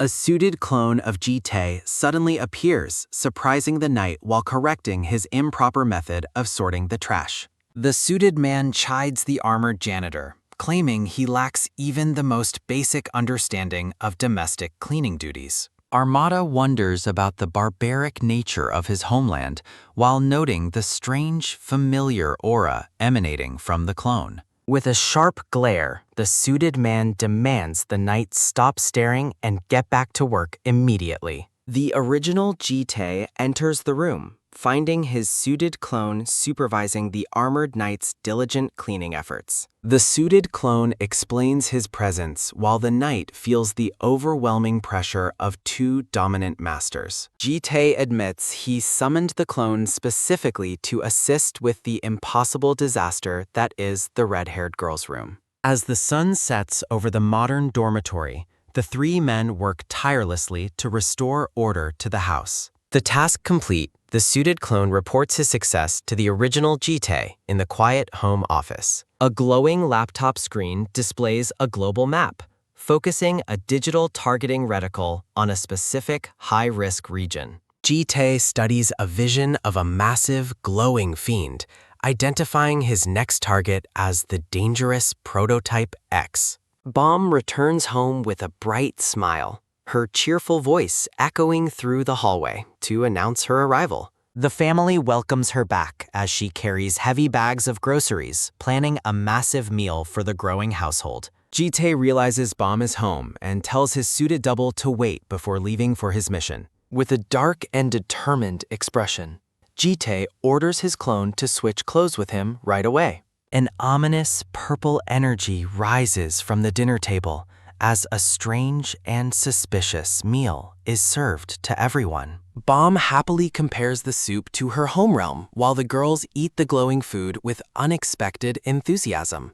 Jite stares at the suspicious dish in his hands, sweating profusely as he prepares to endure the mysterious cooking. Standing outside in the night, the suited clone reflects on the true purpose of his master's sudden summons. The scene shifts to a dark hallway littered with the bloody bodies of fallen enemies after a swift encounter. Jite pins a snarling man with pointed ears to a wall, ignoring his defiant shouts of human inferiority. The injured man warns that his secret backer will have revenge while a dark slash cuts across the air. Holding a glowing blue sword, Jite indifferently says he knows all, as the fiend lets out a pained, "Gya" sounding. Jite grabs the man by his hair, revealing his identity as Wei Yun, a professor at the academy. Forcing the man's head down, Jite calls him the Fiend of Invisibility exposing his true monstrous nature. He demands to know the fiend's plan as Wei Yun lets out a wet, struggling gurgle sounding in agony. Activating the Eyes of Libra authority, Jitae's gaze glows with divine light, making it impossible for the fiend to lie. Bleeding and broken, Wei Yun gasps in terror, claiming he is only aware of the surface-level details of the plan. The fiend reveals his hope to be chosen for a seat within 3 months if the current plan succeeds. A vision explains that seat refers to the 4 most powerful commanders within the mysterious Invisibility Organization. The suited man in the vision represents the calamity-level power attained by those who hold these prestigious positions. Jitae reflects on how this timeline has diverged, as Wei Yun was never this strong in his previous memories. The golden regression clock authority spins, analyzing the malicious intent sent from beyond the mysterious horizon of providence. A vision of a powerful, long-haired figure appears as Jitae connects the Guardian's arrival to the fiend's plan. Jitae grows wary, wondering if the force from beyond the horizon is actively interfering with every aspect of his life. Wei Yun begs for mercy, offering to become a double agent and gather more information if Jitae lets him live. Wei Yun begs for his life, desperately promising the black-haired man that he will never commit betrayal. Ignoring the plea, Jitae decapitates the fiend with a swift strike as a heavy, wet splash rings out. His eyes glowing blue, the black-haired man coldly reminds the dying creature that deception is useless against him. With a final, dismissive snap of his fingers, Jitae ensures the fiend's total elimination from the mortal realm. A system notification confirms the successful annihilation of the target while dark smoke billows from the crumbling structure. The scene shifts to a serene park where a fountain flows peacefully under the shade of blooming cherry blossoms. Walking through the courtyard, Jitae contemplates the scale of the enemy's plan and its likely connection to Ga-il. Recalling a previous conversation, he realizes the impending year-end event is the nexus of the fiend's malicious scheme. Jitae watches from a distance as Bomb and the blue-haired child spend a quiet afternoon together on a bench. Holding her blue bear, little Gyeol looks slightly pouting and adorable, while green-haired Bomb smiles warmly beside her. 2 students approach to dote on Gale, complimenting her unique name and hair while the child stares back. The girls suddenly freeze as they notice the black-haired man approaching, sensing his overwhelming and intimidating presence. With a piercing glare, Jitae asks if they have business with his ward, making the terrified girls flee instantly. Sitting on the bench, Bomb asks where he has been all day, but Jitae cryptically mentions having business. Bomb explains she wanted to cherish this time with Gyeol since her recent illness limited their bonding opportunities. She looks toward the fountain, noting that school starts tomorrow, signaling an end to their quiet, playful days. The green-haired girl turns her gaze toward Jitae, her expression filled with a soft and genuine sense of affection. Jitae remains quiet, looking ahead with a steady and unreadable expression as the afternoon sun begins to set. Bomb playfully suggests they look exactly like a real family, catching the stoic black-haired man completely off guard. Surrounded by sparkling bubbles, little Gyeol looks up with wide, shimmering eyes, radiating a pure and innocent joy. Bomb elaborates on her family dynamic idea while Jitae listens, though his expression remains characteristically firm and serious. The black-haired man stays silent, processing her unexpected sentiment as the cherry blossom petals drift around them. Seeing his intense reaction, Bomb bursts into a fit of lighthearted laughter, finding his seriousness toward the joke amusing. She playfully slaps his arm, teasing him for being so serious while Jitae suggests they head back home. Carrying Gyeol and her blue bear, Jitae walks away as Bomb watches them with a contented, happy smile. Bomb stands alone for a moment, her long green hair flowing as she enjoys the fading light of the day. The next morning, students dressed in teal and gray uniforms arrive at the academy amidst a flurry of petals. The grand, futuristic towers of the academy stand tall against the clear sky, welcoming a new semester of learning. Blonde Gaul is bursting with excitement, sprinting toward the school with a piece of toast held in her mouth.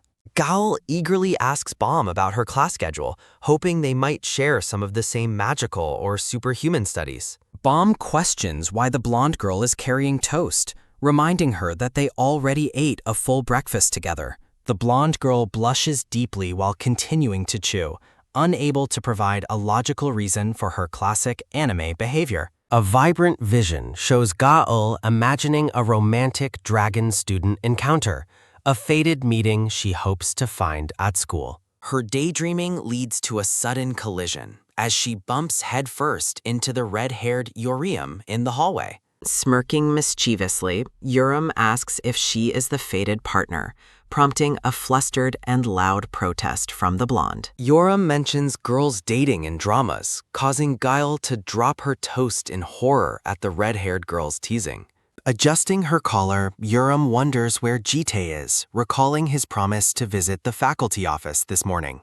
The red-haired girl suggests Jite might be seeing a woman, causing the green-haired Baum to freeze in absolute shock. Baum begins sweating profusely at the thought, while Gaul grows concerned by her housemate's sudden and extreme physical reaction. Reaching the entrance, the girls notice a massive group of people gathered outside, all carrying cameras and microphones. Baum realizes they are reporters looking for noteworthy students, urging the others to hurry inside to avoid any drama. The reporters quickly identify Yeruam as the cadet who famously defeated Sophia, whispering about her bold and aggressive reputation. A digital screen displays Yeruam's past interview, making the real red-haired girl curse under her breath in pure annoyance. The press swarms the red-haired girl immediately, shouting requests for interviews and photos while blocking her path forward. Cameras flash incessantly as the crowd presses in, causing Gaul to cower in fear behind her aggressive housemate. Reaching her limit, Yeruam lets out an earth-shaking scream, ordering the entire crowd of reporters to shut up immediately. With a fierce and defiant look, she warns the reporters that she is willing to fight them all individually. The red-haired girl boldly flips off the trash reporters, sporting a sharp, toothy grin as she challenges their presence.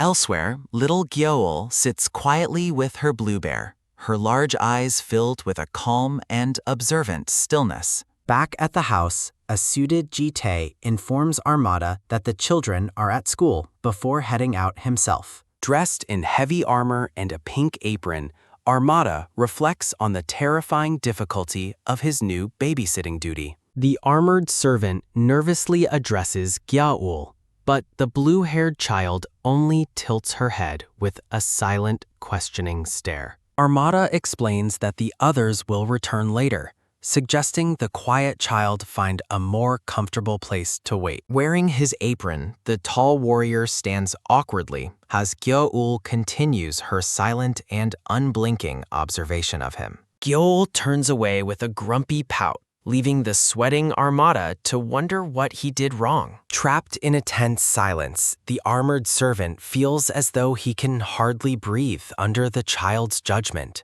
Deciding to be productive, Armada begins cleaning the room while the blue-haired girl sits quietly on the floor. Hoping to bridge the gap, the servant holds up a book and asks Gil if she wants a story. The unlikely pair sits together on the carpet, with the blue bear keeping watch during their reading session.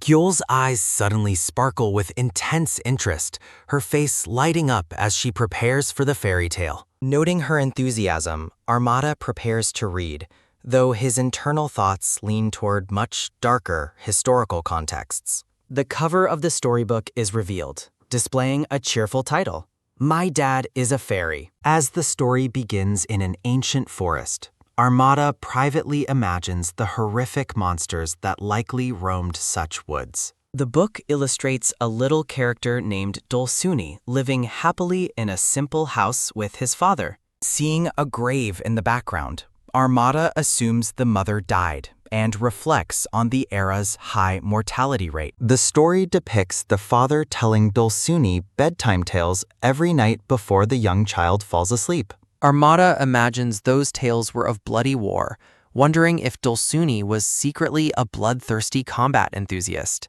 One morning, Dulsuni wakes up to find her father has vanished, leaving the small girl alone and confused. In a dark mental tangent, Armada wonders if the father left to kidnap a new wife from war captives.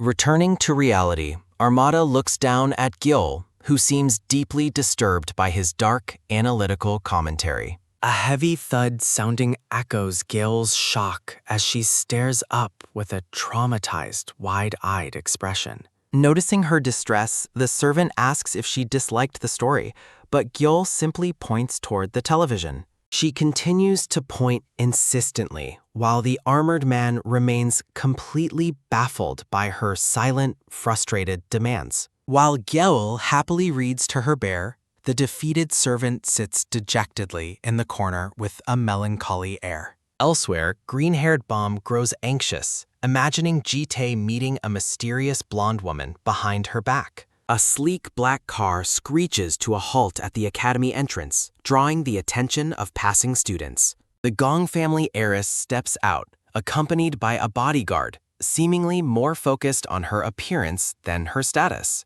A quick makeup pot sounding accompanies the purple-haired girl's complaint that sword practice is a nuisance to her beauty. She spots a crowd of reporters and immediately assumes they have gathered specifically to witness her grand arrival. Her secretary quickly humbles her, pointing out that the press is actually focused on someone else entirely. Infuriated by the perceived slight, the heiress demands to know who could possibly be more important than her. She freezes in shock as she finally spots the true center of the media's overwhelming and frenzied attention. Red-haired Yoram sits boldly atop a male student, appearing completely unbothered while blonde Gaul stands nervously nearby.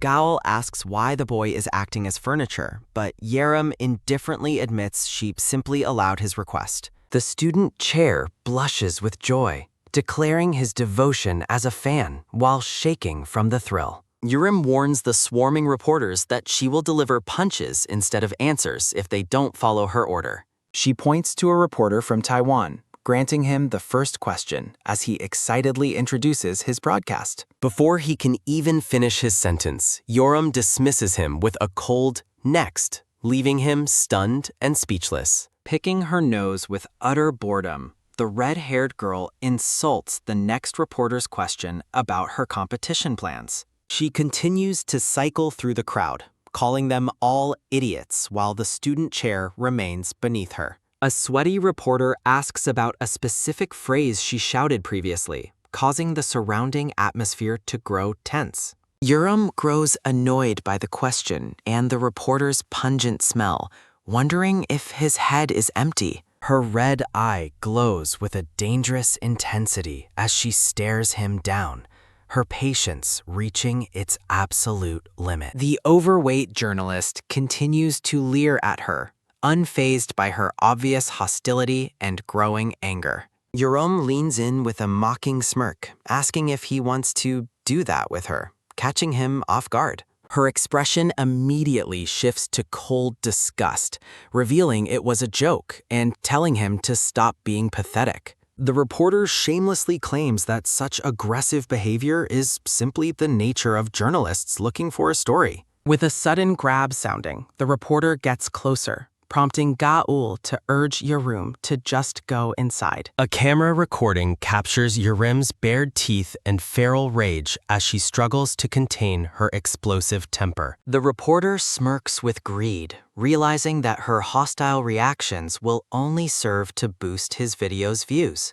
Smirking maliciously, the reporter plots to provoke the students further to craft a scandalous, libelous article. As he threatens a headline about her seducing him, Urim remains cold, telling him to write whatever trash he wants. The red-haired girl finally snaps, throwing a lethal punch with a terrifying scream while Gaul shrieks in horror. Before the blow lands, Jitae intervenes, catching her fist and pinning the reporter as Gaol watches in shock. Standing tall, the black-haired man restrains the feral Yoram, while the terrified reporter cringes on the ground. Gaol is overwhelmed with relief, though Jitae immediately scolds Yoram for causing a scene on their first day. Furiously baring her fangs, the red-haired girl screams that the incident was entirely the pig reporter's fault. Ignoring her protests, Jitae abruptly hoists the girl over his shoulder like a sack of potatoes. A flurry of small thud sounds echoes as Yoram kicks her captor, while Jitae coldly terminates the interview. With a piercing, dangerous glare, the black-haired man warns the press to ensure this incident never sees print. A surge of intimidating blue energy ripples from Jitae, silencing the crowd as he carries the struggling girl away. The sweaty reporter stammers his compliance as a sharp sizzle sounding ruins his camera's memory card. Stunned by Jitae's overwhelming presence and physical strength, the red-haired girl hangs limply in silent shock. Reaching the entrance, Jitae orders Gaol to hurry inside, prompting a quick, obedient response from the blonde girl. The purple-haired heiress and her bodyguard watch the display with bewilderment, questioning the mysterious man's powerful lineage. Looking flustered, the heiress shamelessly admires Jitae's impressive physique while her bodyguard remains speechless. Inside a grand lecture hall, an older professor stands before rows of students, holding a wooden practice sword. The distinguished man introduces himself as Professor Kai, ready to begin their first lesson in the art of swordsmanship. As Kai lectures on the blade's history, Yoram sits bored beside a stoic Jitae, yearning for actual combat. Jitae notes her unusual patience, but she dismisses it, claiming she's endured far more boring dramas before. She reflects on her burning desire to one day shatter the powerful armored figure she remembers so vividly. Turning her attention to Jitae, Yoram questions why he is wasting time in her class instead of meeting women. Resting her head on her hand, the red-haired girl insists she hasn't been causing any trouble lately. Jitae reminds her of her violent outburst against the reporter just moments ago, catching her completely off guard. Yoram leans in close, complaining about the heat, but Jitae firmly tells her to stop sticking to him. Wearing a mischievous smirk, she teases the black-haired man, asking if he is simply too shy for skinship. Jitae responds with a long, silent stare that carries an air of utter lack of amusement at her games. Defeated by his stoic refusal to react, the red-haired girl lets out a grumpy, silent pout. Slumping onto her desk, she complains about the boredom of studying, though Jitae notes it isn't meant for fun. Yoram gazes up at him, suggesting that if he's going to be her kidnapper, he should at least be entertaining. A haunting vision of her past reveals a younger, battered Yoram, who expected her future to be filled with excitement. Back in the present, she complains that their current life feels like playing house compared to her expectations. Exploding with frustration, she stands up and demands a life filled with real fighting and the thrill of victory. Professor Kai suddenly appears behind her with a knowing smile, noticing that the young cadet is feeling quite restless. A sharp sizzle sounding accompanies the glow in Kai's eye as he hints at a special remedy for her boredom. Yoram's face falls as the professor orders her and her guardian to remain behind for a private session. The scene shifts to a quiet hallway as the day's formal classes finally come to a close. Sitting cross-legged on the floor, a disgruntled Yoram begins the tedious task of cleaning wooden practice swords. A ferocious growl sounding erupts from the girl as she fusses over the boring chore she's been assigned. Rage consumes her as she questions why she must clean, while Jitae tells her to stop complaining and work. She suggests summoning their armored servant to handle the cleaning, much to the imaginary warrior's internal distress. Jitae dismisses the idea, reminding her that Armada is busy looking after the young, blue-haired Gyoul. Wiping a blade, Jitae admits he never had the chance to study properly during his own childhood. Yoram laughs loudly, teasing him for being dim-witted and making excuses for his lack of academic skill. The room falls silent as Jitae calmly reveals he was too busy surviving a brutal war to focus on books. Realizing she's crossed a line, the red-haired girl grows flustered, feeling guilty for her insensitive remarks. She chews on a treat in contemplative silence, her gaze lingering on the man whose past she barely understands. Looking down at him, Yoram wonders why someone as powerful as Jitae chooses to live such a mundane life. Jitae stares into the distance, explaining that life simply goes on and he has no intention of abandoning it. Yoram calls his philosophical answer edgelord nonsense, while Jitae bluntly tells her to finish her cleaning duties. Under a vibrant, starlit night sky, the modern stone academy buildings glow warmly with light from their large windows. Inside, red-haired Yoram focuses on a puzzle, while green-haired Bom and little Gyewol play on the floor nearby. Concentrating intently on her colorful Rubik's Cube, the red-haired girl carefully rotates the sides to match the patterns. As the armored servant cleans behind her, Yoram remains deep in thought, clearly frustrated by the repetitive movement. Losing her temper, the red-haired girl screams at the cowering armored man to stop buzzing around her space. After Yoram flops onto the couch in a huff, Bom notes that the girl seems to be in a terrible mood. Lying dejectedly on the sofa, the red-haired girl complains that her life has become boring without any recent fights. Looking over her shoulder, Yoram unexpectedly addresses the green-haired woman as her sister, catching everyone in the room off guard. Bom's face flushes with pure shock and disbelief as she processes being called sis by the typically aggressive girl. Annoyed by the dramatic reaction, Yoram barks that she will go back to calling Bom by rude names instead. Sitting cross-legged, the red-haired girl poses a heavy philosophical question to Bom about the actual purpose of her existence. The green-haired woman and blue-haired child stare back with wide, blank eyes, completely stunned by the girl's sudden intensity. Bom whispers to Gyewol that Yoram is finally hitting puberty, prompting a furious, toothy scream from the embarrassed girl. Yoram explains that she previously asked the black-haired Jitae about the joy he finds in his mundane life. Mimicking his stoic expression, she repeats his answer about life simply continuing, leaving her audience impressed by the imitation. The red-haired girl insists that people should live for joy, whereas Jitae seems to feel no happiness at all. She mentions blonde Gyewol as an example of someone who finds immense joy simply by eating delicious treats. In a soft memory, the blue-haired child gazes up with wonder while hugging her beloved dark blue teddy bear. Pondering the situation, the green-haired Bom wonders if Jitae simply hasn't revealed his personal interests to them yet. Yoram bluntly tells the green-haired woman that she is just as unreadable and boring as the black-haired man himself.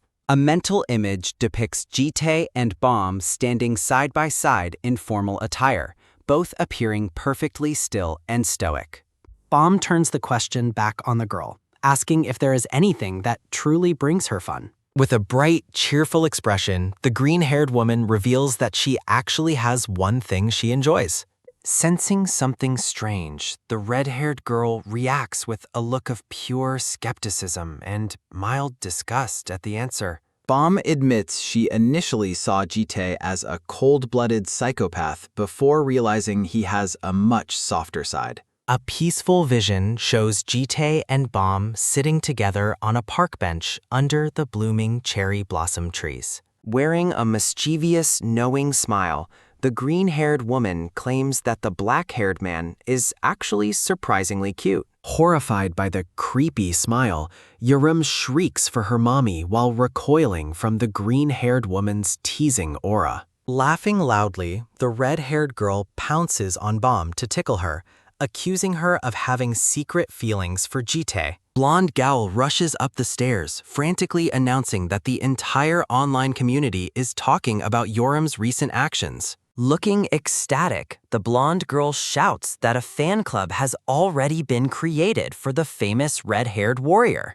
Caught in the middle of her tickle fight, Yurum looks up with a flustered expression as she hears the news. Gaol suddenly freezes in place, her mouth agape as she witnesses the suggestive position of the two girls on the floor. Turning red and shielding her eyes, the blonde girl apologizes for the intrusion and tells them to continue their business. As morning arrives at the academy, the modern stone villas are framed by beautifully blooming pink cherry blossoms. A close-up shows the black-haired man's powerful, muscular physique as he begins buttoning up his crisp white shirt. Peeking tentatively through the doorway, the green-haired Bomb calls out to Jite as he gets ready for the day. Showing only half her face, the bashful woman mentions that she has a specific favor to ask of him. Standing tall and stoic, the black-haired man continues to button his shirt while listening to her quiet request. A loud slam sounding echoes as Bomb shuts the door in a panic, apologizing profusely for her lack of manners. Dressed in her school uniform, the green-haired woman stands outside the room with a deep blush and a shy smile. A promotional group shot features the colorful cast members gathered together, highlighting the series title and the staff credits. Buttoning his tie, the black-haired man questions why Bomb suddenly wants him to accompany her somewhere today. Looking downcast, the green-haired woman points out that he has never gone anywhere with her alone before. A clang sounding rings out as Gaul imagines Yurum's love for violence versus her own simple desire for food. Closing his eyes with a weary sigh, the black-haired man considers the woman's feelings about being left out. Red-haired Yoram and blonde Gaul are stunned by the bold claim that Bomb is asking Jite on a date. The red-haired girl remains skeptical, assuming Bomb simply needs Jite to act as her official guardian for an outing. With her mouth full of bread, the blonde girl stares blankly as she tries to process the romantic implication. Looking serious, Bomb asks the black-haired man if he is showing favoritism to the other girls instead of her. Munching on bread, blonde Gaul cheerily accepts that favoritism is bad while listening to the conversation. A vision of a woman adored by many men appears as red-haired Yoriam admires for beauty. Standing in the hallway, the black-haired man asks the green-haired woman about her mysterious setup. Bomb compares herself to a caught fish that has been abandoned by the man who captured it. Gaul and Yuram take pity on the green-haired woman, while Jite reacts with visible discomfort. Crossing her arms, the red-haired girl encourages the black-haired man to accompany the lonely woman. Jite listens silently as Yuram points out that he cannot keep monitoring them all forever. After the black-haired man agrees, the green-haired woman celebrates her victory with a mischievous, playful wink. Blonde Gail enjoys a large soda and a bucket of popcorn in a bright promotional image. Students at the academy gossip about the green-haired U-bomb being related to the famous Yoriem. Seated in the crowd, students whisper about Bomb's perfect score during her recent cadet selection interview. Rumors about the Yu family's low status circulate among the students as they watch the black-haired man. A blonde instructor claps her hands together, announcing that the class will now practice social dancing. Students grumble about the embarrassment of dancing while the instructor watches them with a bright, expectant smile. A vision depicts a couple dancing, illustrating how such skills are essential in prestigious high society settings. The instructor laughs, suggesting that being unable to dance at a formal event would be much more embarrassing. A male and a pink-haired female student look on with expressions of pure confusion and mild concern. Looking from behind, students notice that the stunning, green-haired Bomb is the only one without a partner. Male students explain that Bomb has an intimidating aura that makes it feel wrong to approach her. The instructor notices that Bomb is alone, and the green-haired woman playfully suggests she simply isn't popular. Bomb turns toward the seated black-haired man, asking if her official guardian can be her dance partner. The instructor enthusiastically agrees, and a whoosh sounding accompanies the green-haired woman as she rushes toward Jite. Standing up stoically, the black-haired man prepares himself to participate in the social dancing exercise. Glowing with excitement, the green-haired woman reaches out her hand and urges the man to move quickly. The instructor counts the steps as students begin to move in unison during their social dance practice. Jite and Bomb stand close together, though the stoic man remains silent during their first dance steps. Looking up at her partner, the green-haired woman appears startled or surprised by something she notices. Leaning in close, the green-haired woman teases the black-haired man, asking if he is embarrassed to touch her. She reassures him that their emotions won't immediately connect simply because their hands are touching during a dance. With a dark, playful aura, Bomb reminds him to dance properly so it doesn't hurt her score. Surrounded by white flowers, the pair moves gracefully together through several elegant and sweeping dance poses. Bomb leans in and notes with a smirk that the black-haired man's hands are sweating quite heavily. The green-haired woman wonders to herself why the stoic man is acting so nervous during their dance. A blushing vision of a muscular, bare-chested Jite fills Boom's mind, leaving her completely flustered and overwhelmed. Staring up at him, the green-haired woman remains lost in her thoughts as they continue their close dance.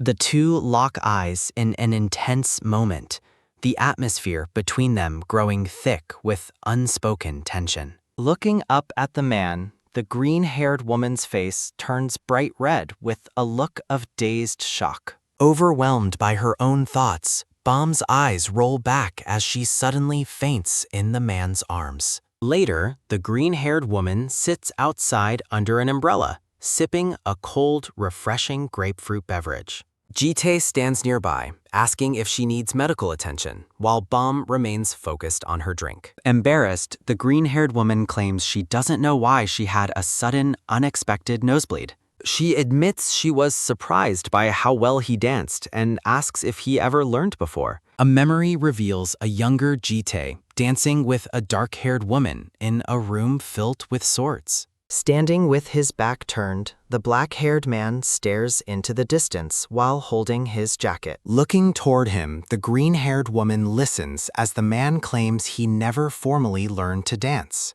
Bomb falls into contemplative silence, picking at her garnish as she processes the man's mysterious answer. Standing up, the green-haired woman asks the black-haired man if he has any plans after school today. Fixing her hair with a bright smile, Bomb waits expectantly for a response from her stoic companion. The scene shifts to Moscow, Russia, where a snowy research facility for the Demon Organization stands under the moon. Inside the facility, red lights glow on a massive machine as a hum sounding fills the sterile chamber. An elven researcher with green hair frantically runs through a blood-stained corridor filled with fallen demonic bodies.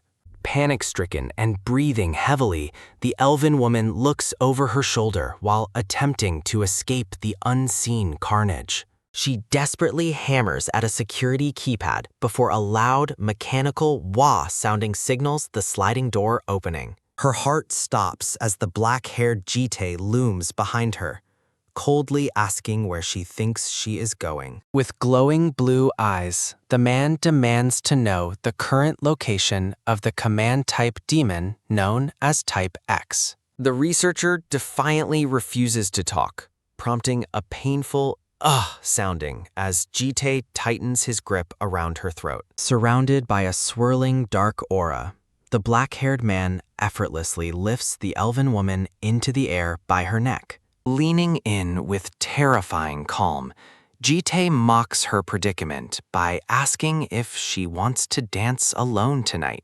A moment later, the man stands over the elf's lifeless body as it lies in an expanding pool of blood.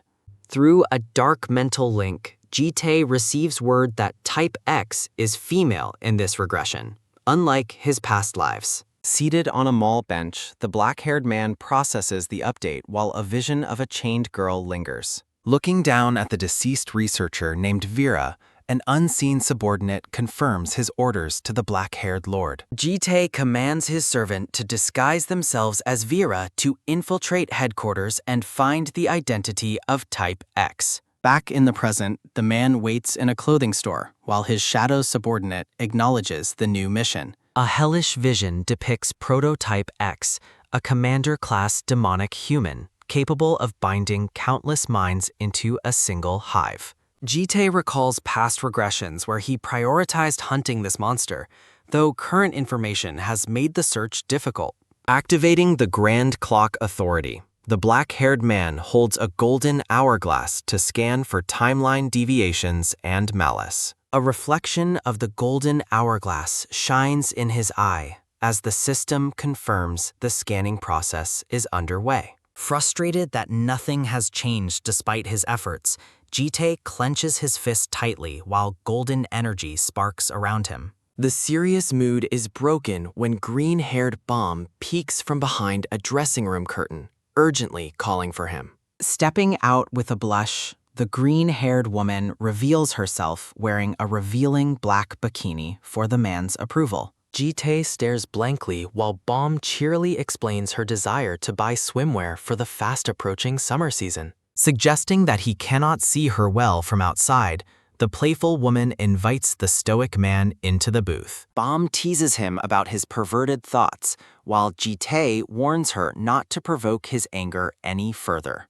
Walking through the shopping mall, the green-haired woman continues to pester the man about his hidden interests in her. Humming a happy tune, Bum considers buying the swimsuit anyway, while Jitae simply wants to finish their errands. A mental image shows the little blue-haired Gyul hugging a ragged teddy bear, necessitates a new replacement gift. As they discuss gifts, Bomb notes that the blonde Gaul only cares about clothes and nothing else. The green-haired woman mimics a training stance while mentioning a strange item that red-haired Yoram saw in a movie. Bomb instructs Jitae to choose a present for Gyul while she heads off to find gifts for the others. Standing alone in the middle of the mall, the black-haired man prepares to enter a toy store. Watching from a distance, the green-haired woman wonders if her stoic guardian will actually manage to shop successfully. A red-haired shopkeeper watches Jitae with intense interest, admiring his height and wondering if he is a model. Noticing his intense focus on a teddy bear, she assumes he is a clueless man who knows nothing about toys. Activating a digital scouter over her eye, the predatory shopkeeper labels the wealthy-looking man as an easy target. With a professional smile, the red-haired woman approaches Jitae to ask about the age of the child he's shopping for. The shopkeeper enthusiastically asks if the gift is for his daughter, but Jitae clarifies it is for a young girl. She praises him as a rare and thoughtful uncle, while secretly plotting to sell him as many items as possible. The red-haired woman playfully uses a toy stethoscope on his chest, noting that he has a surprisingly firm body. Looking confused, the black-haired man holds up a pair of bright yellow toy scissors and a digital thermometer. He imagines the young, blue-haired Gyul dressed as a nurse, wielding a giant syringe filled with pink liquid. Thinking she has hit the jackpot, the shopkeeper smirks while Jitae agrees to follow her various toy recommendations. The man is soon buried under a massive, glittering tower of gift boxes that the shopkeeper claims are necessary. At the counter, the red-haired woman asks if he will be paying by credit card for the massive purchase. Jitae presents a prestigious black card, confirming his status as a VIP and leaving the shopkeeper absolutely starstruck.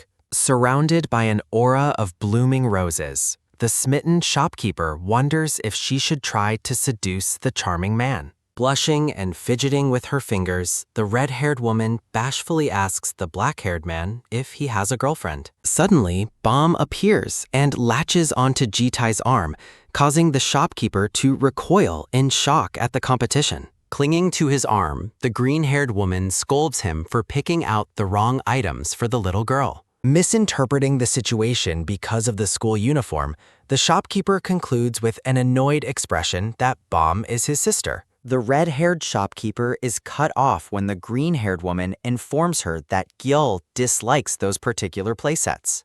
With a pleasant smile, the green-haired woman Nervous and sweating, the red-haired shopkeeper awkwardly laughs off the rejection while the green-haired woman observes her closely. Bomb presents a large teddy bear, explaining it matches the child's original doll to avoid any confusion. Hugging the plush toy, the green-haired woman asks the shopkeeper if this purchase qualifies for a VIP discount. Night falls over a modern, geometrically designed building as the scene transitions to the Guardian's shared residence. Looking down with sparkling eyes, Gaul, Yerum, and little Gyul erupt into a chorus of excited cheers. A soft teddy bear sits beside gift boxes, prompting Gyeol to wonder if the wonderful present is truly hers. In the living room, the blonde Gaul ecstatically thanks her guardians while holding up a brand new red wallet. Holding her gift, Gao asks the red-haired Yoram what she received, prompting a brief and mysterious response. Yoram reveals her gifts, a whip and handcuffs, while wearing a jagged, predatory grin that accompanies a giggle sounding. The red-haired girl approaches a terrified Gaul with the hand. After Gaul is jokingly restrained, a loud yell sounding erupts before Jitae shares a quiet bonding moment with Gaul. Turning to her guardian, the green-haired Bomb presents a sleek gift box and says it is specifically for him. Opening the box, Jitae finds a dark blue tie that Bomb purchased after noticing he always wears the same one. Seated on the couch, the black-haired man offers a soft thanks, while Bomb promises to buy him a suit later. Jitae suggests she should have shopped for herself, but Bomb admits she already picked out a special item. Looking at her with curiosity, the black-haired man asks what she bought, and the green-haired woman simply hums. A black bikini hangs in the closet as Bomb playfully promises to reveal her secret purchase at a later time. Now wearing his new tie, Jitae summons a massive, armored subordinate wearing a pink apron to his room. The black-haired man instructs the armored servant to look after Gyeol during his upcoming 3-day absence from home. Jitae notes that Yerum is joining him, while the red-haired girl sleeps soundly with her new whip nearby. At the academy, a crowd of tactical-clad students gathers as a purple portal activates during a busy assembly. A red-haired boy nervously gulps, noting that the long-awaited event is finally about to begin for the students. A heavy thud sounding resonates as the group stares at the gateway for the upcoming anti-demonic human simulation. The rules explain a 3-day survival trial, where teams of 3 students must follow their chaperones' strategic orders. A historical note clarifies that the chaperones act as operators, a role originating from elite monster raiding groups. Clad in a sharp suit and headset, Jitae prepares to fulfill his role as the team's official operator. Crouched down, the red-haired Yoram scoffs at the trembling students, doubting they have ever seen real battle before. Jitae warns the girl against being too relaxed, but the red-haired Yerum responds with a look of confusion. He reminds her that she needs a 3-person team, but Yerim refuses to partner with just anyone. A blonde boy and a purple-haired girl politely approach, asking if they can join the red-haired girl's team. Yoram aggressively tells them to get lost, but the stoic Jitae ignores her and asks for their names. The pair bows respectfully while a tiny, angry Yoram continues to insult them for looking incredibly weak and pathetic. Jitae accepts the new members, causing Yoram to scream and protest at the sudden addition to her party. The man coldly suggests she find another team, but Yerum grumbles about how much of a hassle that would be. The blonde boy's cheerful thanks are interrupted by a sudden, sharp thud sounding as someone hits his head. Clutching his head in pain, the blonde student groans after receiving a harsh blow from an aggressive rival student. A tanned bully with piercings looms over them, threatening to kill the boy for loitering near him again. The blonde boy apologizes through tears and a nervous smile, while his purple-haired teammate watches with a grimace. A quick grab sounding occurs as the bully roughly seizes the purple-haired girl, demanding she speak up immediately. Despite a warning from another chaperone, The bully named Johnny dismissively claims that adults don't care about orphans. A rough snatch sounding accompanies Johnny pulling the girl's hair, ignoring her desperate pleas for him to stop. Yoram intervenes, standing behind the bully with a cold glare as she asks for a definition of an orphan. Sensing a terrifying presence, Johnny begins to sweat as he realizes he is facing someone dangerously powerful and unhinged. The red-haired girl demands an answer, her intense gaze confirming her reputation as the school's most unpredictable lunatic. A memory of a warning from a school elder flashes through Johnny's mind, urging him to avoid Yoram. Nervously laughing, the bully explains that an orphan is simply a student who lacks a proper guardian or backing. Johnny sneers as he labels them dirt-poor nobodies, much to the visible distress of the two orphaned students. Scratching her head, Yoram complains about having to team up with beggars now that she understands the term's meaning. Johnny mockingly puts his arm around Yoram, questioning why she chose to team up with weak idiots. The bully suggests she join his team instead, leaving his actual teammates looking completely shocked and bewildered. A close-up reveals Johnny's predatory grin as he plots to get closer to the dangerous girl for himself. Johnny observes her silence, foolishly believing he can manage Yoram's personality because they share similar tendencies. With a sudden, heavy thud sounding, Yoram delivers a brutal punch directly into the arrogant bully's face. The surrounding students, including the purple-haired girl and freckled boy, stare in shock at the sudden violence. Clutching his bloodied nose, a stunned Johnny looks up as Yoram asks if he truly wants to die. Brushing off her shoulder with disgust, Yoram demands to know who gave him permission to touch her.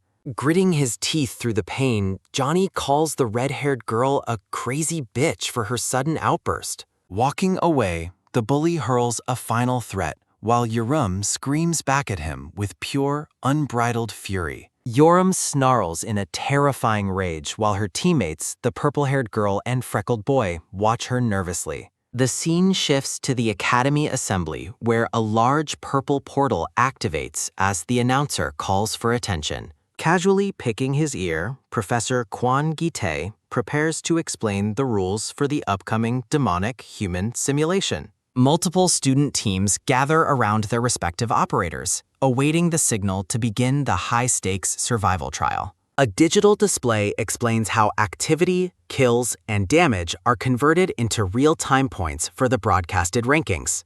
The virtual dungeon for the simulation is officially announced, revealing the dark and foreboding caverns of the ant nest. As the briefing concludes, the students prepare themselves mentally for the 3-day ordeal ahead of them. A single black boot steps forward with a soft, quick swish sounding as the portal activates for travel. Entering the dungeon, Yoram comments on the environment's quality while her cautious teammates follow closely behind her. Yoram excitedly suggests they go beat everyone up, but her purple-haired teammate questions if she knows their location. The red-haired girl nonchalantly claims they will eventually meet enemies, but her teammate notes they lack her monstrous stamina. The purple-haired girl warns about potential ambushes, while a smirking Yoram mockingly asks if she's bragging about being weak. Yoram dismissively pokes her teammate's head, stating that the only plan needed is to follow behind her. Tensions flare as the purple-haired teammate demands teamwork, while Yoram mocks her for barking back after being taken in. Yoram turns to Gi-tae to ask for a target number, leaving her teammate looking completely confused. Wearing his headset, the stoic operator Gi-tae looks back at the girls as they wait for his tactical direction. The purple-haired girl warns that other operators won't leave blind spots, but Yoram dismisses her negativity entirely. With a predatory grin and glowing red eyes, Yoram declares her intent to simply kill everyone in sight. Elsewhere in the cave, Johnny clutches his bandaged nose in pain, grumbling about the sting from Yoram's punch. His teammates mock him for acting tough earlier, while Johnny admits he didn't realize the girl was that crazy. The blue-haired teammate glares at Johnny, questioning if he really intended to replace one of them with the red-haired girl. Fuming with rage, Johnny shouts that he will tear Yoram apart if they ever cross paths again. A sudden, cold voice repeats Johnny's threat back to him, causing the bully to freeze in immediate terror. Diving from above with a swift, whistling whoosh sounding, Yoram launches a surprise attack on the unsuspecting bully. Looking down with a murderous expression, the red-haired girl dares the terrified Johnny to try and kill her. A sudden, sharp thud sounding occurs as Yoram's strike lands, instantly dropping Johnny's health from 100 to 17. With a massive crash sounding, Yoram craters the ground beneath Johnny as his teammates look on in horror. The enemy operator screams about the surprise attack while his teammates scramble to prepare for an actual battle. Close-up of Yoram's menacing face as she labels the fight a one-sided hunt against the little doggies. A series of loud bang-sounding shots ring out as the blue-haired student opens fire on the intruder. Yoram effortlessly dodges the gunfire with a quick, repeated thud sounding, weaving through the projectiles with terrifying speed. The blue-haired student screams in terror as the red-haired girl closes the distance with ceaseless sword drawn. With a quick whistling swish sounding, Yoram strikes the gunman's weapon aside and prepares a lethal follow-up. A final heavy thud sounding accompanies a massive energy slash that depletes the student's health from 100 to 0. Yoram looks over her shoulder at her next opponent as Johnny's teammate charges in with a massive sword. With a loud clack sounding, Yoram blocks the heavy sword strike, meeting her opponent's strength with her own. The brown-haired boy grins, confident that his heavier weapon and superior positioning will secure his victory. Sparks fly with a sharp clank sounding as the weapons clash, the boy betting everything on his physical advantage. The boy's confidence shatters as Yoram holds her ground, realizing she isn't losing any ground to his weapon. Yoram mocks his belief in strength, while a quick, whistling, pervasive swish sounding signals her counterattack against the student. With a fierce energy slash, Yoram instantly drops a student's health to 0 with a massive sweep. Resting her golden sword over her shoulder, the red-haired girl stands triumphantly over the fallen enemy team. Sujiro shouts a warning about another enemy, while Jitae and GN observe the battle from a distance. Yoram turns her cold gaze toward the battered bully, Johnny, as he pathetically tries to crawl away. Missing teeth and covered in bruises, the terrified boy begs for her to stop hitting his face. A heavy, bone-crunching kick sounding accompanies Yoram finishing off the bully, dropping his health to 0. The freckled boy Sujiro rushes over to praise Yoram for single-handedly wiping out the entire enemy squad. Watching from behind, Jian marvels at the red-haired girl's legendary strength and combat reputation. The purple-haired girl is even more impressed by Jitae's ability to track enemies without using any mana. Jitae acknowledges the success, noting that Yoram's ambush timing was perfectly calculated as he signals to her. A shimmering purple portal appears to whisk away the defeated Team 37 as they await their respawn. A holographic display confirms Team 50 has climbed to 6th place after their first successful engagement. Sujiro and GN are energized by the ranking, noting that the simulation has only just begun. The cheerful boy continues to shower Yoram with praise, unaware of the storm brewing in her eyes. Suddenly, Yoram's gloved hand seizes the boy's face with a violent, quick grab sounding. The red-haired girl erupts in fury, berating Sujiro for doing nothing but watching her fight. Yoram demands to know why her teammates failed to provide any sniper support during the chaotic battle. Screaming with unbridled rage, she asks if their weapons are merely for decoration, as the teammates tremble. Turning away, the girl warns them not. Yoram punches her palm, declaring with absolute certainty that they will secure first place no matter what.